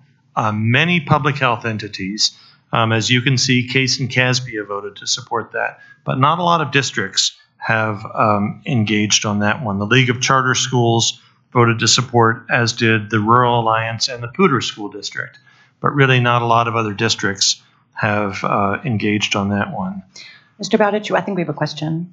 If I could kind of sure. follow up with this. I know this has been a big challenge for our high schools and middle, exactly. And I know it ripples through with behaviors. I know it ripples through with, mental health considerations, addiction. I know, going back to President Biden's speech earlier this week when he was talking about the mental health for our children and how critical that is, and addiction is a very big concern of mine relating to the vapes and also other drugs, et cetera. But I'm wondering what type of work around this that we would do as a district that would be supportive of this legislation. And I don't know if anybody else is interested in that work or not, but I do know that our middle schools and high schools are struggling with this. And I do know that that has impact on behaviors for our kiddos, both, just in the classrooms as well as mental health overall. And mental health is a very big issue for us, I think, in this district. And I'm just wondering how this would tie with the work that we're focusing on, how we support our schools. And I don't have an answer. I'm just putting it out there. Sure. So perhaps we can start with Mr. Bowditch, if you could explain a little bit around, like, for example, the Poudre Valley School District. Valley? Yeah, Poudre, sorry. I always want to make it a valley. How that is demonstrated. Is it a resolution? Is it a statement of support? And then if there are questions, Ms. Reed, I think I saw your hand up. We can move forward with. I assume, thank you, Madam Chair, I assume for the Poudre, they just voted as a board to support that piece of legislation. But I haven't seen any other district weigh in. As I said, lots of public health agencies, some city and county of Denver, that the mayor defeated the city council passed issue, but they have voted to support this statewide effort. And lots of other public health agencies, and as I said, Case and Casby. Ms. Reed, did you have a question or statement? Well, so I knew that one of the things that we could do is support it as a board. That's one of the things that we are allowed to do, is to take a position on something like that as a school board. What I'm not 100% sure on is the procedure for doing that. Is that something that we can just do tonight? Because it's not on our agenda. And so I don't think we can take a vote on something like that if it's not on the agenda. And if we have to wait until next month so that we get it on an agenda, is that too late? So why don't we turn it over to Ms. Barber real quickly to provide some guidance around process, and then we can move forward from there.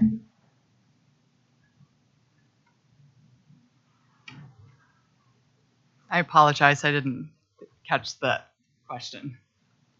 So if we decided that as a board, we wanted to vote on taking a position as a board on the flavored nicotine vaping bill, what would be the procedure for doing that? I don't think we can do that tonight, right? We would have to get that onto another agenda and vote on it then. And then if that's true, will that be too late for this? Well, you can certainly take up a resolution. Now, whether you did it this meeting, you would need to, you've already accepted your agenda. So it's essentially too late to take it up today. But could it be added onto, for example, the study session agenda if it was something that was a board priority? Sorry, no, I feel like we're playing neighbor. No, you're fine. I feel like we're playing neighbors, like over the fence. Then we would just amend the subsequent agenda, correct? If Right. that was the will of the board. Right. On the 9th, correct. And we would be able to vote at a study session if we want to. Which would also give us time to draft a resolution for your consideration. Correct. Does that answer your Right, question? if you take a vote at a special meeting, you'll need to record it and just go through the process. So it would need to be recorded. Okay, great. But we can do that at a study session. Yes, Oh, the great. board has regular meetings and special meetings. So basically everything that's not a regular business meeting like tonight is a special meeting under the law. And you can take action during those meetings. You just need to be on a recording, take a public vote, post the agenda. So my suggestion, and just let me know if this feels okay or not, is I've added it onto the portion where we, at the very end of our board meetings, and help inform subsequent and prioritize subsequent board meetings. So we can bring it back up and chat with Ms. Neal about what that will look like if there's consensus from the board. Does that work for folks? Okay, great. Ms. Miller, was there anything? Oh, sorry, Dr. Rudder. Well, you asked the second question. I was wondering what the timing was on this bill. And thank you for the follow-up. It's never too late. Now, we get down to a week left in the session, I might have a different answer. But at this point, this bill is in its first committee on the 9th, the Public Health Committee. And I was just looking through my handy-dandy listing of legislators just to see which Jeffco legislators were on that. Representative Cutter is the only one that I'm looking at right now. But it would then go from there to the Appropriations Committee and likely sit there for a while if they act on it next week. Sometimes for bills, they take testimony, but they need more amendments or something. They don't act on them that day. So there is plenty of time for Jeffco to make its voice heard if that's what the school district and the board wants to do. Great. Thanks for that follow-up, Dr. Varda. Any other questions on this before we move forward with Mr. Bowditch's presentation? Yeah, Ms. Parker. Actually, my question is on a previous bill that you were talking about, that I jump in now. The one that was for providing the free lunches for everybody, the free and healthy one. If they were to pass that, how would that affect the calculation of at-risk students? Because we thought that was a problem when the federal government was paying for it. Yeah, and so that question certainly relates to the next bill I was going to talk about. So it was a great question to transition. Actually, in just a minute, I wanted to note House Bill 1066, the public school curriculum and professional development information.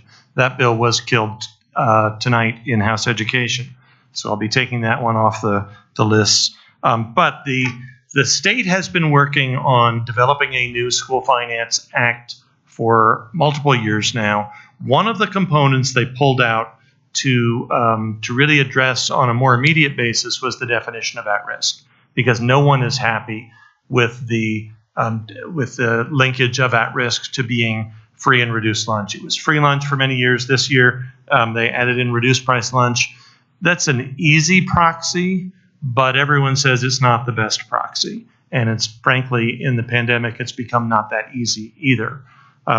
So this bill that passed its first committee, it passed House Education today, I think unanimously, would direct the commissioner to convene a working group, but it sets up the parameters to start using more income-based information. And they can use that, measure that by census tract. They can determine every child who is in a family who is eligible for Medicaid. They can immediately qualify every child who is in the foster care system, runaways, and they can, for lack of a better term, stack all that data so they're making sure they capture a broader range of students. And most of the states that have the best reputation for capturing at-risk students use that sort of methodology. It will take us a few years to get there.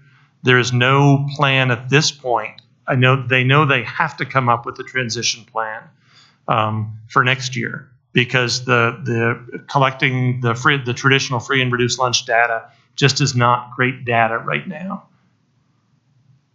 So it will be an effort that is transitioning in the next few years.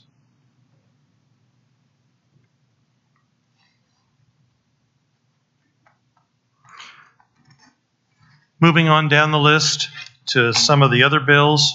I'm not going to go over every bill on the list tonight. I did want to mention a couple of the bills on the second page that get into educator evaluation. Senate Bill 44. Go ahead. Can I just ask you a quick question to just go back to school security and school behavioral health and funding services? Once again, I know we have ESSER dollars that the state has control over that can potentially be directed for us for public health or for mental health for our children.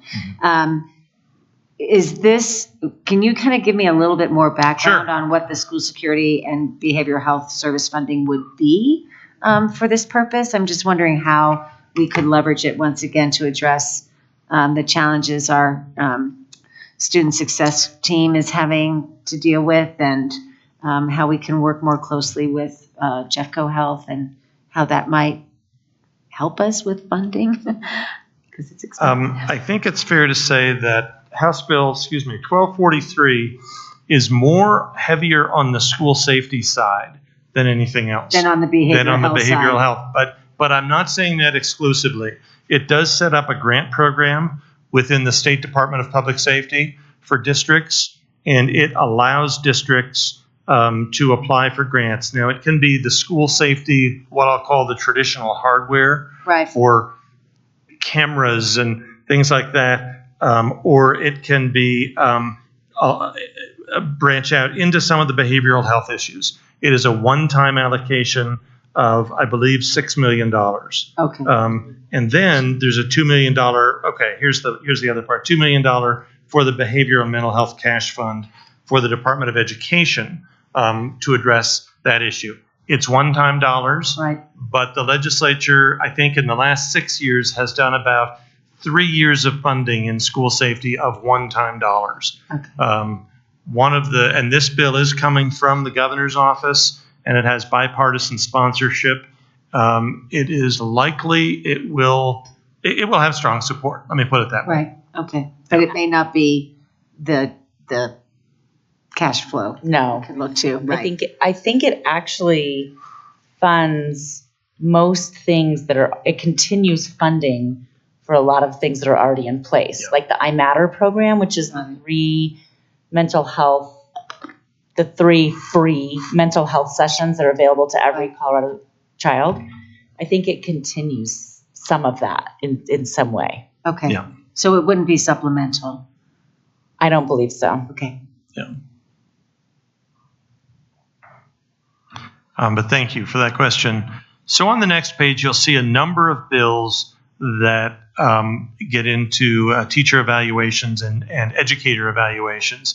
Senate Bill 44, that is about the use of student growth and would make sure change the statute so that student growth is considered, but not with a specified percentage as it is now in educator evaluation.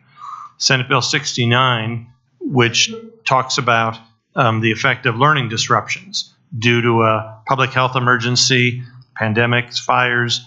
If those things occur, it would pause the teacher evaluation process. And then Senate Bill 70, the third one, has already passed its committee. That's the only one that's been heard yet.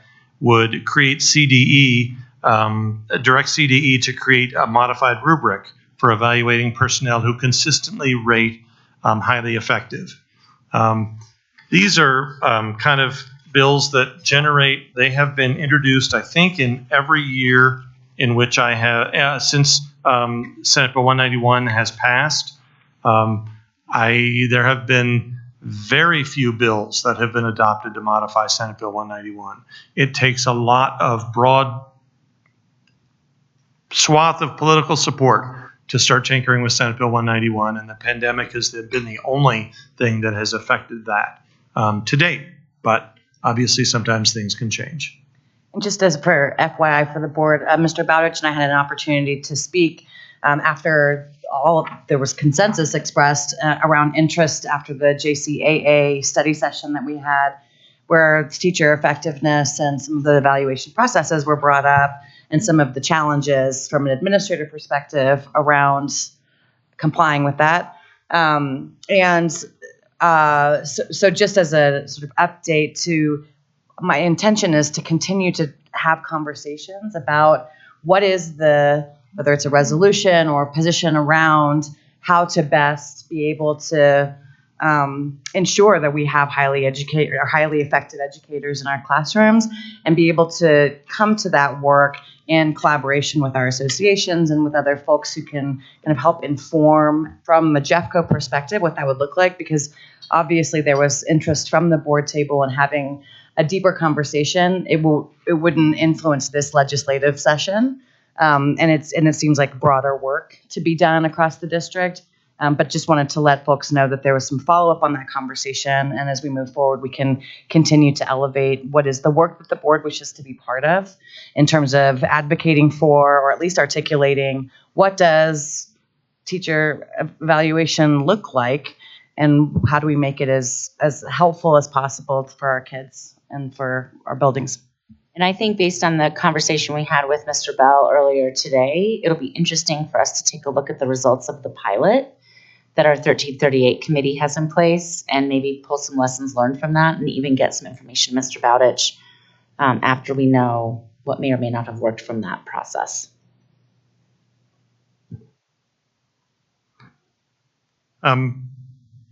Senate Bill 127, the special education funding bill, this came out of the School Finance Interim Committee. 2 Jeffco legislators are among the sponsors, Senator Zenzinger and Representative Colin Larson. And this increases both Tier A and Tier B funding. One of the tiers, and perhaps the superintendent can correct me, has not been increased in many years. And so this would provide increased funding for both of those tiers. It would require $93 million of ongoing funding. Again, it's one of those policy decisions that the legislature will have to make, but there is a lot of bipartisan support to try and provide more funding for special education. Special education is funded through a combination of federal, state, and district funds. There are lots of districts who would love to see more state participation in this, because the districts will want to pay for special education and do pay for special education, but it does take a lot of resources as appropriate, but certainly more state resources would be welcome. Mr. Bowditch, is this another area in which, as you were mentioning before with the teacher effectiveness bills, where you see legislation come up again and again that would help to get at least a little bit closer to fully funding IDEA? Or is this something that is a kind of newer, sounds like bipartisan initiative? There have been a couple of successful increases in special education, but none to this magnitude. So it's been increases of $10 to $20 million couple of years, and people have really appreciated that, but nothing to this magnitude. And obviously, Senate Bill 93, they can, if they don't have 93 million, I'd love to have 93 million, but if they don't have that, have something slightly less than that, it would still be great. I don't want to send that message to the legislature, but speaking just between us here. Only more than 93 million. Right. That's what you said, Mr. Bowditch. Right.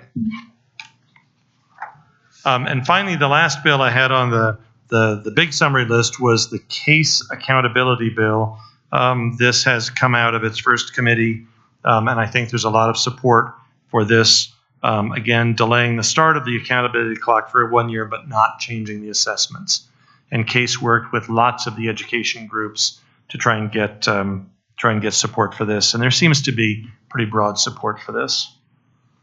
May I ask a question about that? Is that just for a certain time period because of COVID, or would that be ongoing, that we would adjust the clock? How does that exactly work? I think it's more due to COVID to Okay. restart things, keep the assessments, but make sure that the COVID interruption didn't force districts into a kind of a loss, if you will. Right. And interesting. I wonder kind of how Adams 14 is. President Schooley, I would like to clarify my earlier answer. So I understood this to be just simply a discussion item, but Ms. Neal pointed out that you actually did post language on the public agenda that you may make a motion or a resolution around legislation. So that is an option of the board tonight, and I apologize that I did misread that. And Yeah, I did. It sounds like it's been your practice in the past as well. Okay. On occasion. Great. Thank you for I apologize. clarifying that. And I would add to that, if you would like to support or oppose or vote to amend any of these bills, a show of hands and a majority gives me the direction to do that. I don't think you need anything written. At least we haven't done that in the past, but I want to certainly respect and make sure I'm not running afoul of anything. If they want to take a position, then we need to vote. If it's Need to vote, yeah. Mhm. Yeah. Like a position to support legislation. Yes, a motion in the second.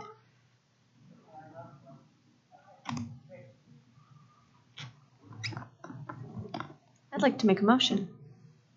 I would like to move that the Jefferson County Board of Education officially supports HB 22-1064, prohibiting flavored tobacco regulates synthetic nicotine. Is there a second? Second. Discussion. I personally liked our first plan to wait until the study session, just to give us time to think about this and I haven't thought about this until now.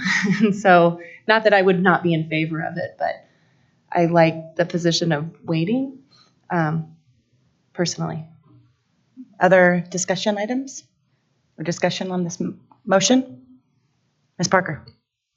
I do like the fact that it's statewide because I know what happened in Denver. It was overridden, and that really causes problems with the industry being able to play on an even field. But if it's statewide, then everybody plays by that rule. Other discussion? It has been moved and seconded. And will you read the motion one more time, and then we'll take a vote? I move that the Jefferson County Board of Education, oh shoot, what did I say?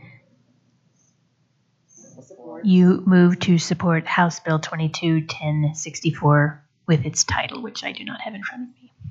Great. Roll call, Ms. Neal? Ms. Miller? Yes. Ms. Parker? Yes. Ms. Reed? Yes. Ms. Cooley? Yes. Dr. Varda? Yes. At this point in the process, when I get home, I will email all the Jeffco legislators. I will also register on the Secretary of State's website that the Jeffco Board formally supports that bill, and I will tell those lobbyists who are working on it. And my first priority will be to track down Representative Cutter, since she is the Jeffco legislator on that committee. Not that I can't talk to the others, but obviously she would be the most important one. And then I will keep you in the loop as to what happens at this point. Now, if you ever support one and you want to testify on a bill, that is the next step up. And you can make that determination whenever you like. And Mr. Bowditch, are you, oh, I'm so sorry, Ms. Reed. I think I just cut you off. Go ahead. Just really quick, I would be happy to testify as to the impact that vaping has on schools in general.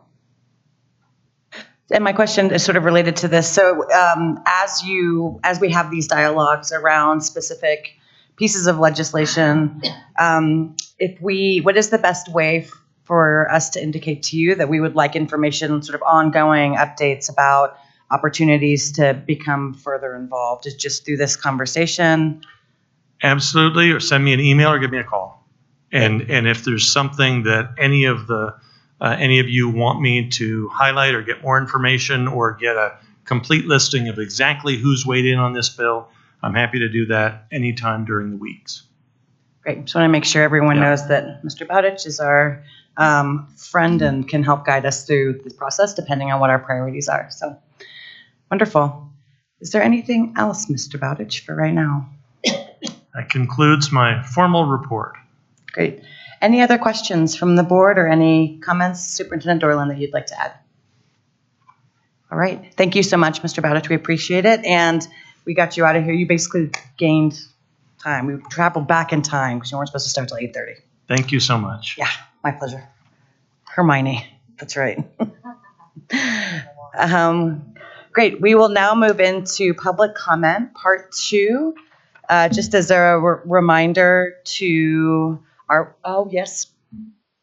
A break. Nope, we're not doing what I just said. We're going to take a quick break to transition to public comment part 2 because we do have some folks participating virtually as well. So while we get that set up, We'll take a short break. Thank you. That's love. Let it grow stronger every day. There's joy. And as the days go passing by, there's hope.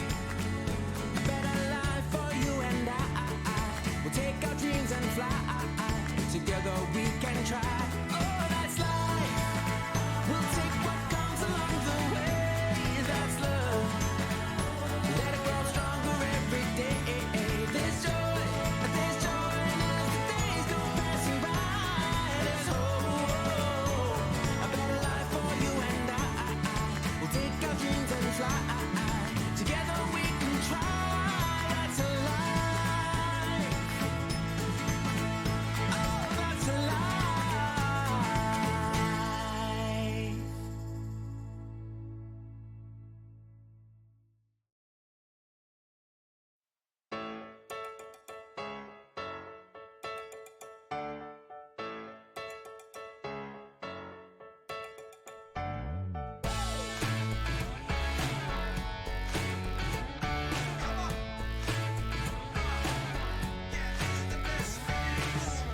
Everywhere I go, I feel so alive. Yeah, I'm happy head to toe. I'm in overdrive. It's alright. Clear those clouds away. I can feel the sun. Yeah. Let the music play. Now we've just begun. I'm ready. 'Cause these are the best days. These are the best days. These are the best days of our lives. Of our lives. There's magic in the air, and it feels so right. Yeah, yeah. So follow if you dare, and you'll see the light shine so bright. 'Cause these are the best days.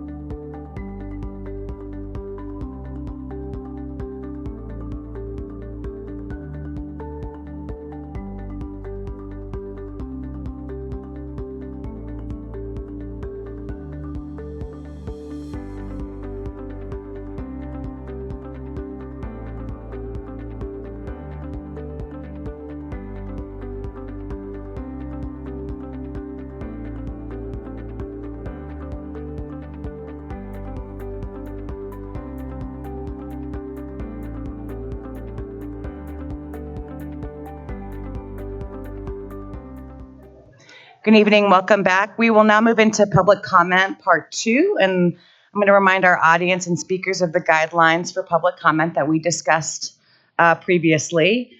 First speaker of the evening is Nancy Perlmutter. Welcome, Ms. Perlmutter. The podium is yours whenever you're ready.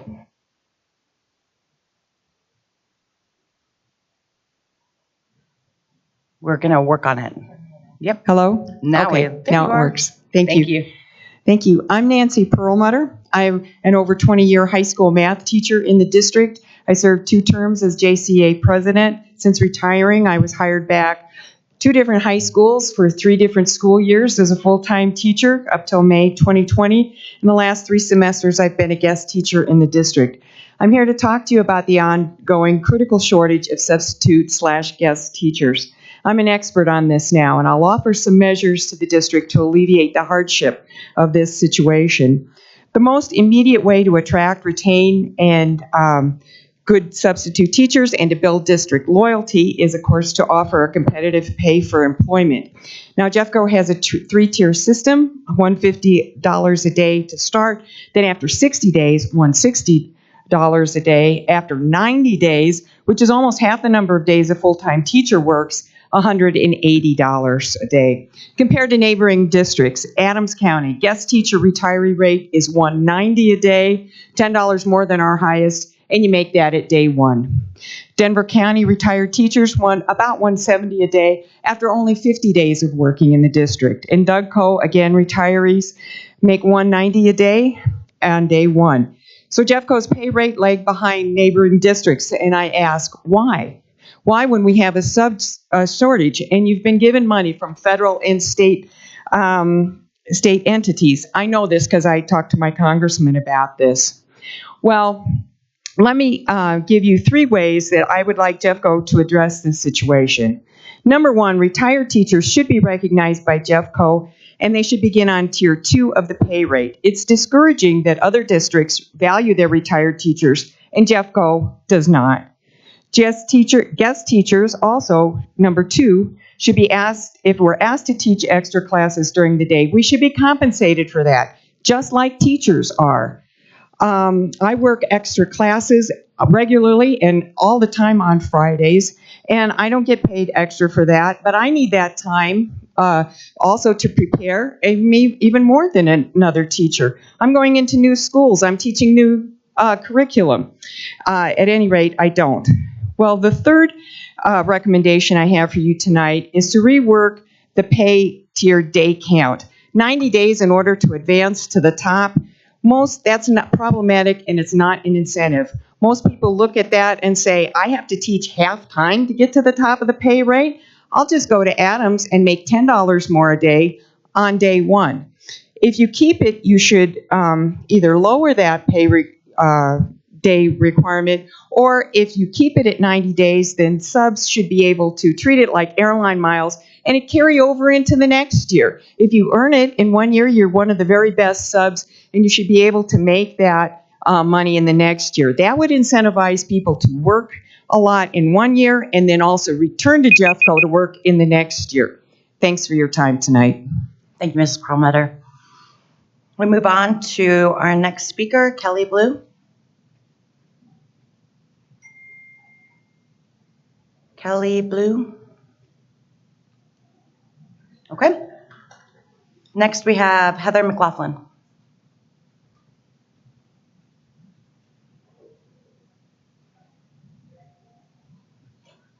Good evening. Hello.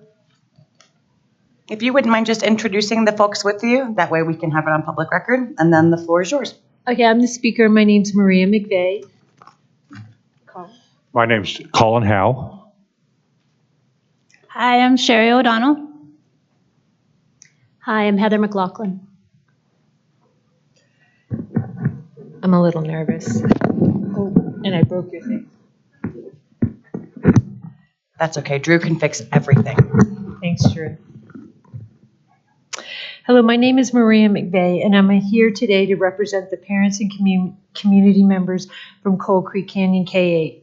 We wish to express grave concerns regarding the forced transfer of our teacher, Ms. Tricia Logan, on January 14th, including the motives behind the transfer, how the district leadership handled the transfer, and the continued disregard for our students' education and emotional well-being. Tricia Logan, a middle school teacher who was considered the cornerstone of a Coal Creek Canyon K-8, was seen being escorted from our school grounds on Friday, January 14th.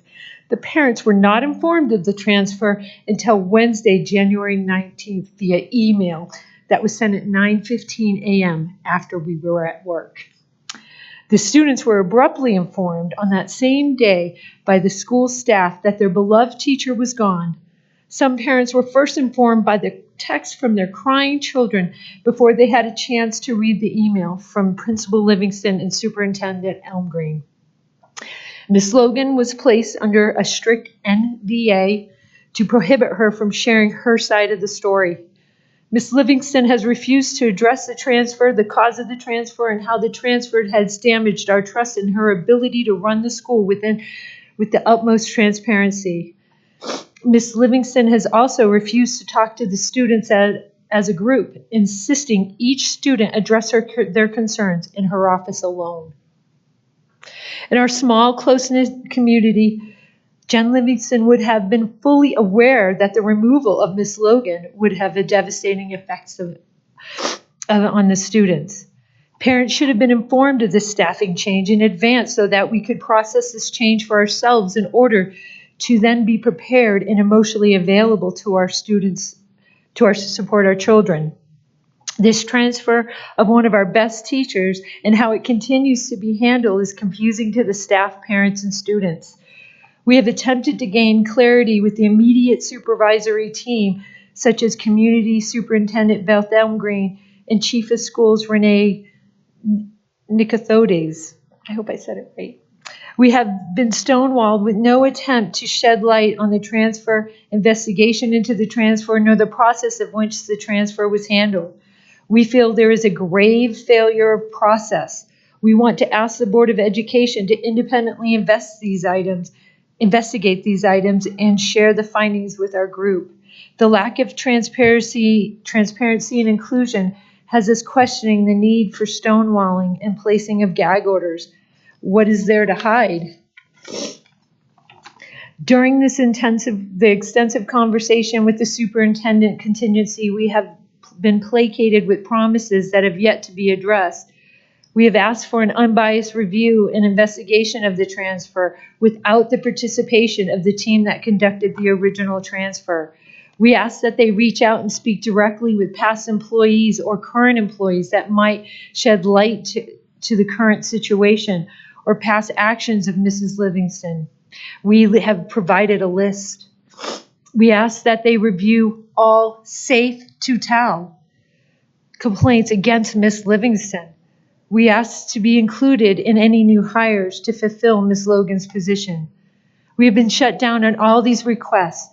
The general response to all these items has been, we've reviewed it and we don't see any issue. We feel this response is veiled, lacks integrity, and the due process we as parents deserve. We ask the board to clarify the process of Safe to Tell, investigate how complaints have been handled and by whom. We are concerned that the chain of command process is flawed and insular. Right after Ms. Logan was transferred, a former staff member that worked for the school for 5 years forwarded us an email that she sent directly to Superintendent Dorland. She said, and I quote, "Although my time there wasn't long, it was long enough to see the principal erupt into tirades with staff and students, no matter who was in the room. I know for a fact that there was a Safe to Tell report after one of these tirades that went nowhere because the officer that received the report was a local resident, and he called the principal directly, and it was swept under the rug." Our email contained many more disturbing details. This former staff member has not been contacted or her concerns addressed. We also know that Ms. Logan filed a formal complaint to the district with multiple years of documentation documenting Ms. Livingston's abusive behavior. As parents, we are now gravely concerned for all of the staff at the school. The entire Coal Creek Canyon K-8 staff have all meant so much to our kids through this last 2 years of pandemic learning, and they deserve so much more than what we are hearing is happening at this school. No staff member should be berated or picked on until they leave, or in Tricia Logan's case, until they are forcibly removed from our school. The staff member has also, the former staff members also expressed concerns about other teachers that have left under suspicious conditions. We are concerned that this failure of process by the district, and they are not addressing our systemic problems that are in our school and need immediate remedy. We are requesting that a formal and unbiased inquiry be made by the Jeffco School Board of Education to the validity of removing this teacher and in the manner in which it was executed, causing our students to lose 6 weeks of math and science education. We are requesting a joint effort with you to bring clear and meaningful resolution to these issues. We hope we can partner with your team to rebuild trust in the process currently in place. We would request that this process be conducted immediately, be transparent, and that the Jeffco board provides updates to the Coal Creek Canyon K-8 parents. We would appreciate the opportunity to meet with you in the very near future to discuss the situation. The people of this community love our school.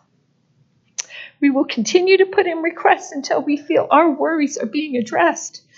Sorry. We feel that the amazing staff at our school is worth our time, no matter how long it takes. Thank you for your time and consideration. You have to understand that we know these teachers. They play with our children play with theirs. They are neighbors, they are community members. I know that we only have 46 kids in our middle school, but we matter. We at this school have, the community members have worked hard to bring things to our school so that our school is equal to others. We have a turf baseball field. We have a turf soccer field. That was the community partnering with this district. That's not a bond issue. That was us. So please, we love this school, and we just wish that somebody would listen to us and take these allegations serious. We are very concerned for the staff. These are our friends. Tricia Logan meant so much to our kids. And I can tell you, as a parent of an 8th grader, this year should have been the great year. COVID was going down. The kids still, could play. They could be together. And it's just been ruined. His faith in school ruined. So I know it's only 46 kids, but I really hope that you look into this and really help us and make sure the staff and our friends and our community members feel safe, every single one of them in this school. Thank you very much. Thank you very much. Our last public comment is a group via Zoom. And we'll wait for a sec as we welcome them into the room. Hello. Let's see, you want to test out your audio, make sure we can hear you. Hello. Can you hear me? Yep, loud and clear. Hello. Hi there. Hello. Wonderful. You guys can go ahead and get started whenever you're ready.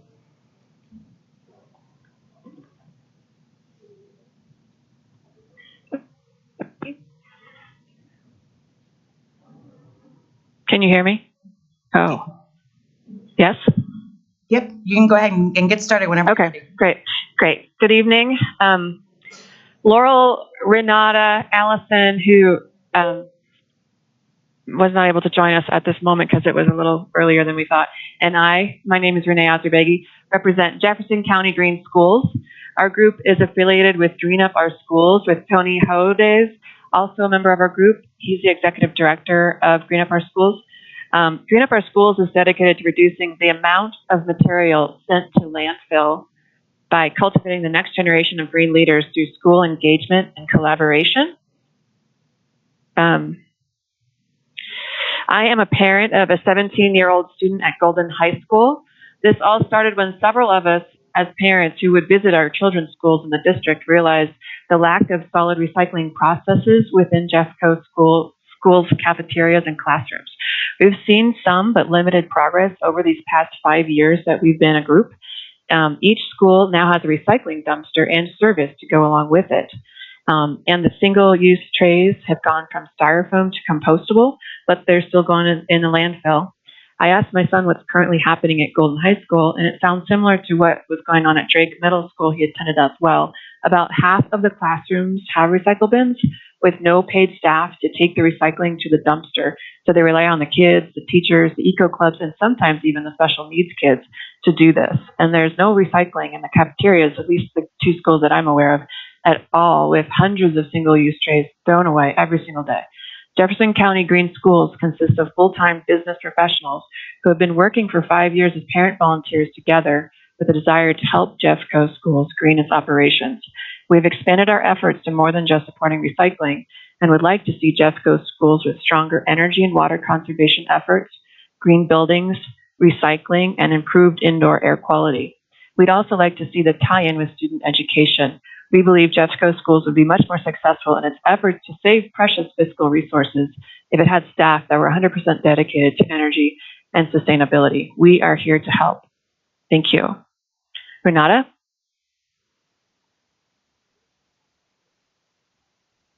You're on mute. Sorry, I just wasted time. Members of the board, my name is Renata Wong, and I'm a mother of twin girls who attend 6th grade at Jefferson Academy Charter School. I'm going to talk about waste diversion at schools. When my twin girls were in kindergarten, they attended an Adams 12 5-star school. I noticed this school used durable, reusable food trays and silverware in their cafeteria. I thought nothing about it, since when I was a kid, we also used durable trays. My husband and I decided to transfer our girls to Jefferson Academy Charter School starting from their 1st grade year. We thought it was a better fit academically. One day, when I visited them at their cafeteria, I noticed about 5 very full trash cans filled with styrofoam trays and a lot of other single-use food items, such as plastic cutlery, clamshells, and plastic cups. Digging a little further, I learned that almost all Jeffco schools use single-use throwaway foodware. I also learned that it was not just happenstance that durable food trays were used at my kids' kindergarten school back in Adams County. It was an intentional decision to decrease their waste. It was also spearheaded by a sustainability coordinator at the district level. With a little more digging, I learned that other school districts were also using durable, reusable food trays. In fact, in 2013, Westminster Public Schools decided to stop using styrofoam trays and return to reusable trays. Their labor costs never increased. The task of washing the trays was part of the job of the kitchen staff. What's even more surprising is that the district saved a lot of money. After all, there was no need to keep buying and distributing the styrofoam trays 175 days out of the school year. According to their calculations, after 10 years, they will have saved $283,350 because they switched back to using reusable food trays. This district only has 12 elementary schools. I can submit their findings to you. Given the size of our school district, you can imagine how much money we could save by using reusable food trays. Over the past few years, Jeffco Schools has purchased compostable trays. While they are friendlier to the environment, they are much more expensive than styrofoam trays. In addition, they are being landfilled rather than composted. This means it takes a very long time for them to biodegrade because there's no moisture or oxygen in landfills. I don't believe that compostable trays are the answer. I believe that given the 135 commercial dishwashers at our schools, we can return to using reusable food trays. And the best way we can do this is with sustainability professionals at the district level.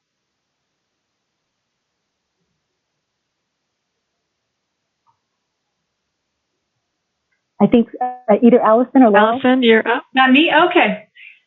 Hi, everyone. I'm Allison Schwab. I'm a parent of 2 kids at Mitchell Elementary in Golden, and I've been in the sustainability and energy industry for a long, long time.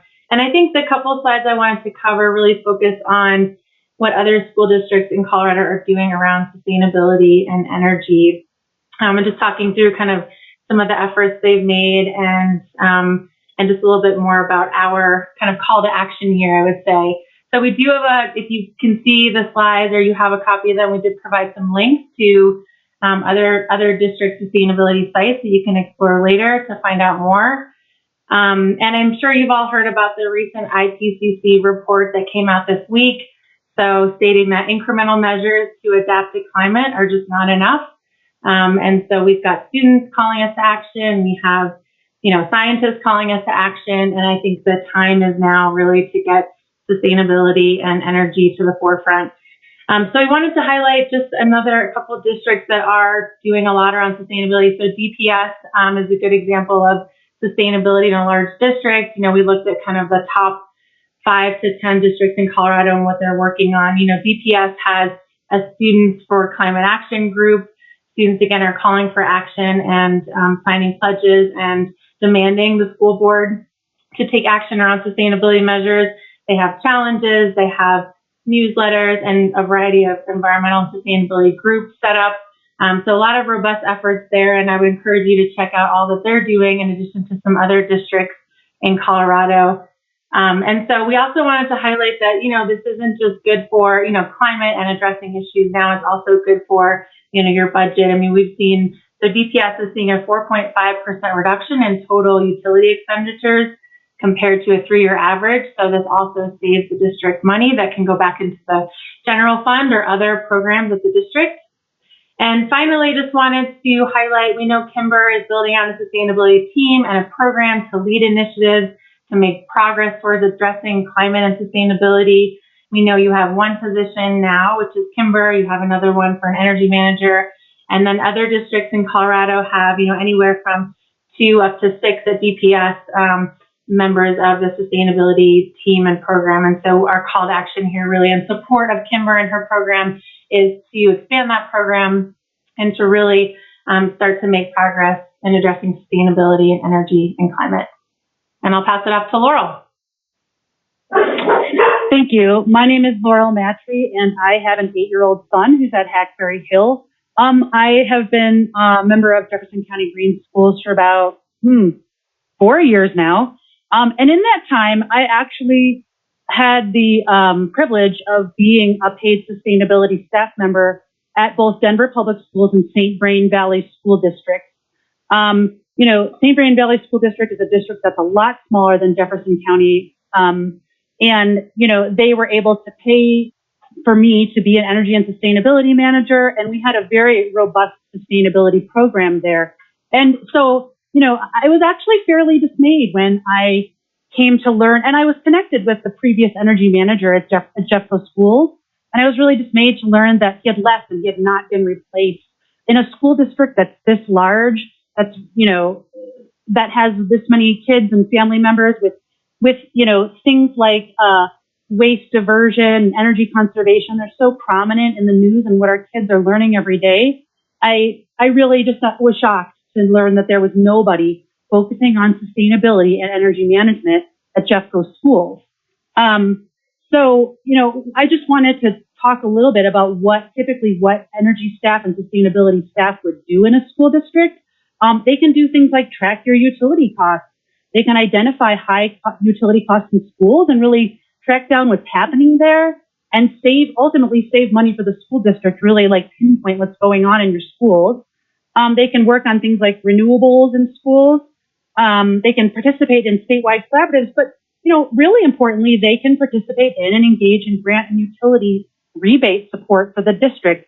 When I was at Denver Public Schools, we more than paid for our positions in grant funding and rebates from projects that were being done by the district.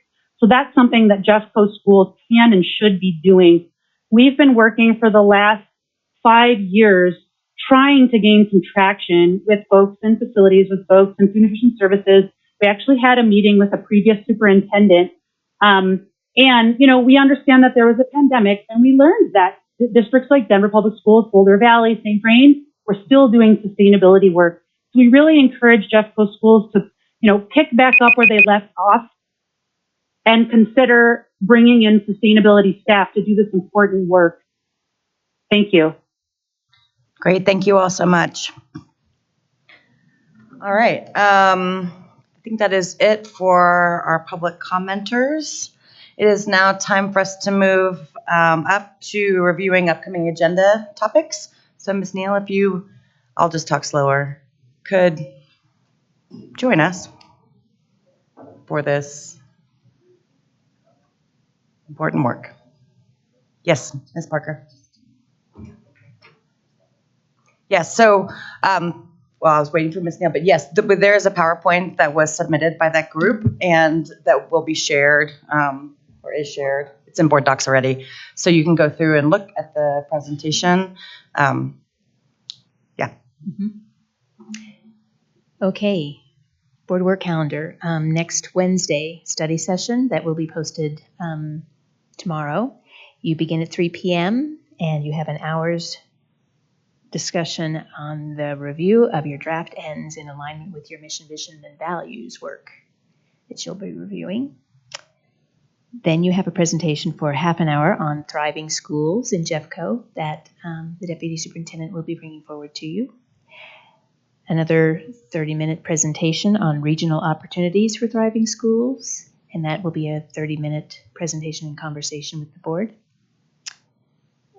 Then you have the second quarter financial report coming from Ms. Copeland, and she follows that with a budget parameters discussion, revenue forecast, SPB allocation, and BFO request for another half an hour. And finally, a literacy dialogue presentation for 30 minutes, which will include the Johns Hopkins work. So that's next Wednesday. You have an agenda prep meeting middle of the month, and I believe Ms. Reed and Ms. Schooley will be there for that. Then currently I am working on receiving dates from each of you about board town halls for April into through May. I've heard from a couple of you, so that will be an opportunity for you to engage with your community on your feedback on mission, vision, and values work related to your ends development. Should I just keep going? Sounds like it. People are welcome to ask questions. Sorry, I didn't realize that. Do you have questions along the way? I have a few things, but I was just holding them till the end. But okay, this is our agenda collective prep. So yeah. Go on to the next regular meeting. So April 7th, and you begin at 5 o'clock with an executive session, which is the quarterly check-in with the superintendent. That will be that full hour, 50 minutes. Honors and recognition, we have a couple at this point, some Bradford students who are going on a trip to New York, and an employee, Sherry Bryant, who is a Shiro Award CTE recognition. The consent agenda includes a lot of contracts, contract renewals for IT on Apple and Oracle, math resources recommended for use that you'd be approving, a policy waiver for an event, the Two Angels Miles for Smiles, which is, I think, in the Wheat Ridge area. They are waiving a policy to use a school site. Construction bids, which are still pending, and you've had a list of those at the prior quarterly update coming forward.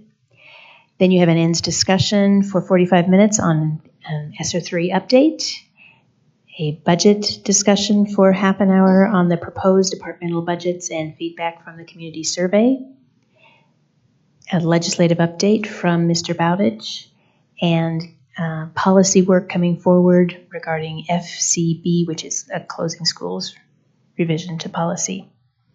That's what's coming forward at this point. Okay.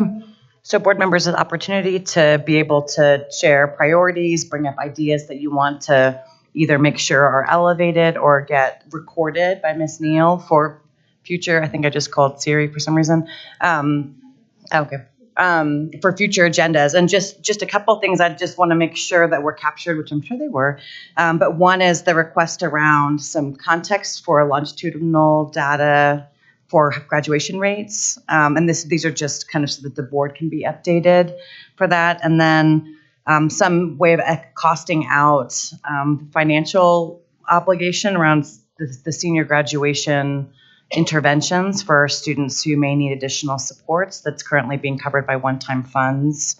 And that's not really for an agenda, but I just wanted to make sure it was captured. Mm-hmm. And then one thing that I would like to elevate is I have a strong interest in establishing a student advisory board that is a board committee representative of students across the district. I'm not exactly sure how it looks, but as a way for us to, one, maintain that student focus in the work that we're doing and be able to have feedback and dialogue with representatives from our student population. And there are some models out there that I'm sure that we can pull from for how that can be successful. And I would love to be able to move that work forward and have that be part of the board's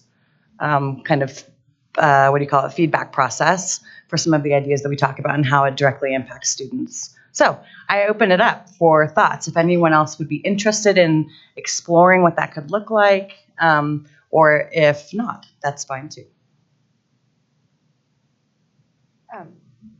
Yeah, I would be interested, but at CASB, at the student panel, there was a group of students from Littleton, and they've been creating a model for that involvement, and they have a lot of learning, and they have a lot of the difference there that was pretty dynamic is they have very few high schools. So, we were talking about how many students would be on a board like that and how they would be selected and how they would serve and things like this. And so it'd be really nice to hear from their experience, I think, as we think that through. Great, thank you.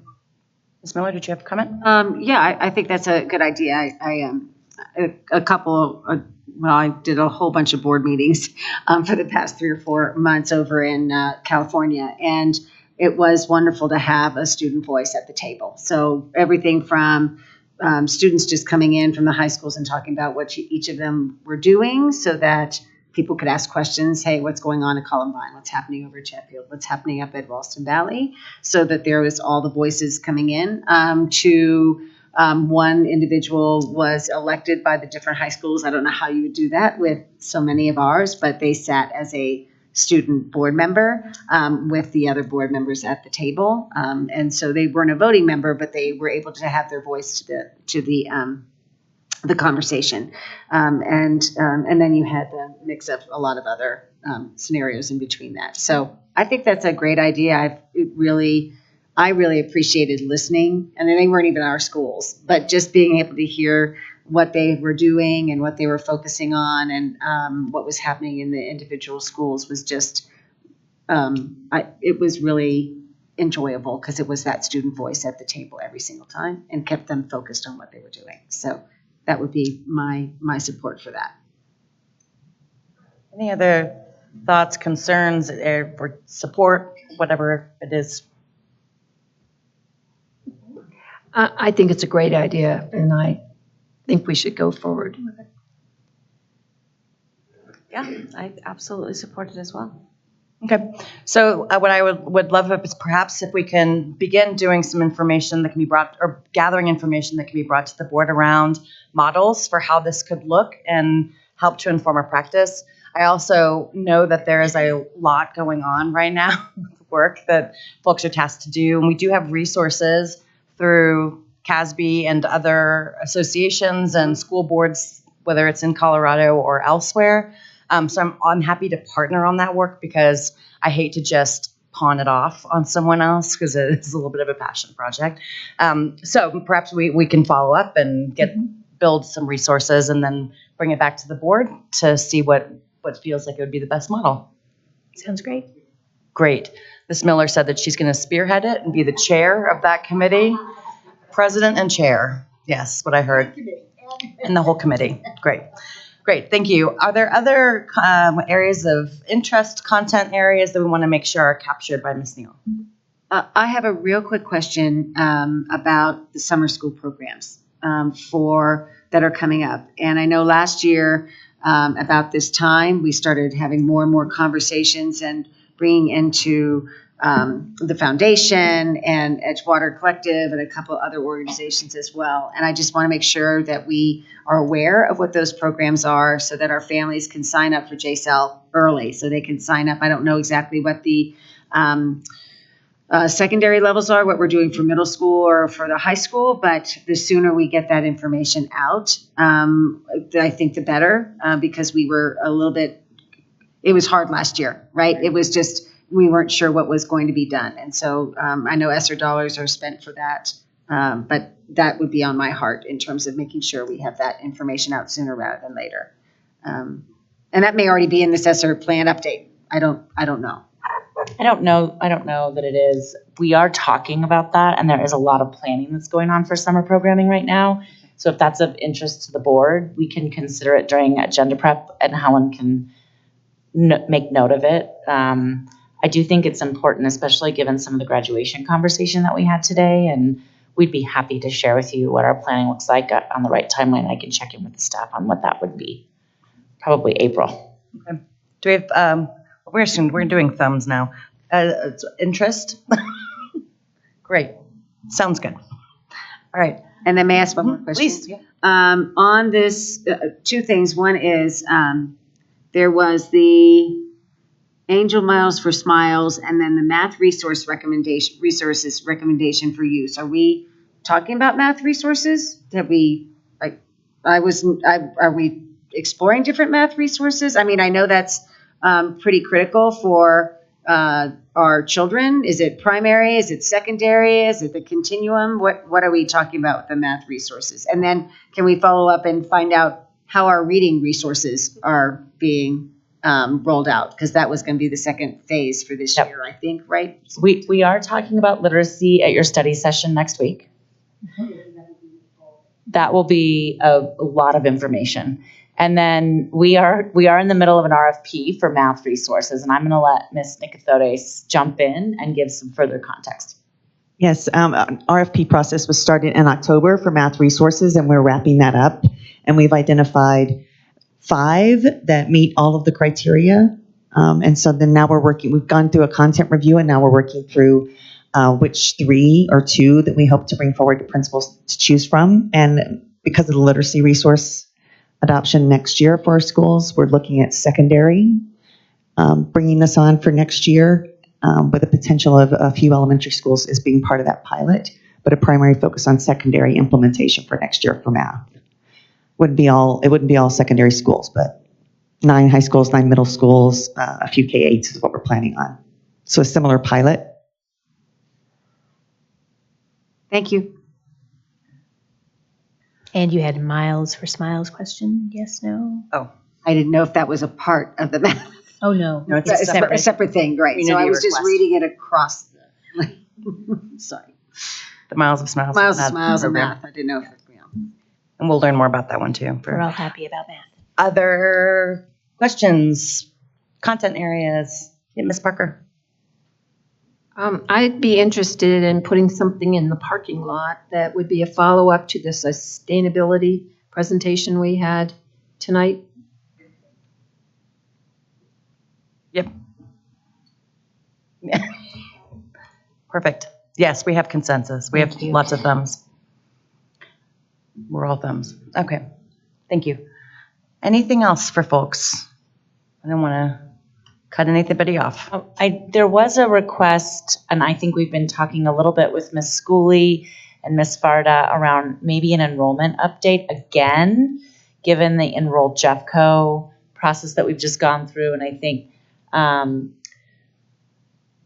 Dr. Kim has been contemplating that with her team, and just want to see if that's of interest to the board, or if President Schooley, you want to do some work offline with the board to see if that's a consensus to bring to an agenda. Yeah, and I think it's been part of our dialogue, some of the questions around enrollment. Well, but that's separate from, I'm trying to separate this out, separate from a budget update that would include enrollment as part of that conversation. That's what we're talking about? I'm just nodding because I don't know the answer. Well, I think, yes, it would be, there are 2 different conversations. And so, and the other one, not the budget update, would be around enrollment and, school size, our discussions we've been having about our enrollment across the district and size of schools. Great. So we'll put it on the topic to discuss at the next agenda prep, and offline, perhaps we can then have some conversations around how that can be framed that's in the most helpful way for the board as we make some of those decisions and have some of those dialogues moving forward. Does that work? Okay, great. Anything else for the good of the order? All right, it is, Ms. Neal, anything else for me? Done. Thank you. It is 9:15. This meeting is adjourned. Good night all.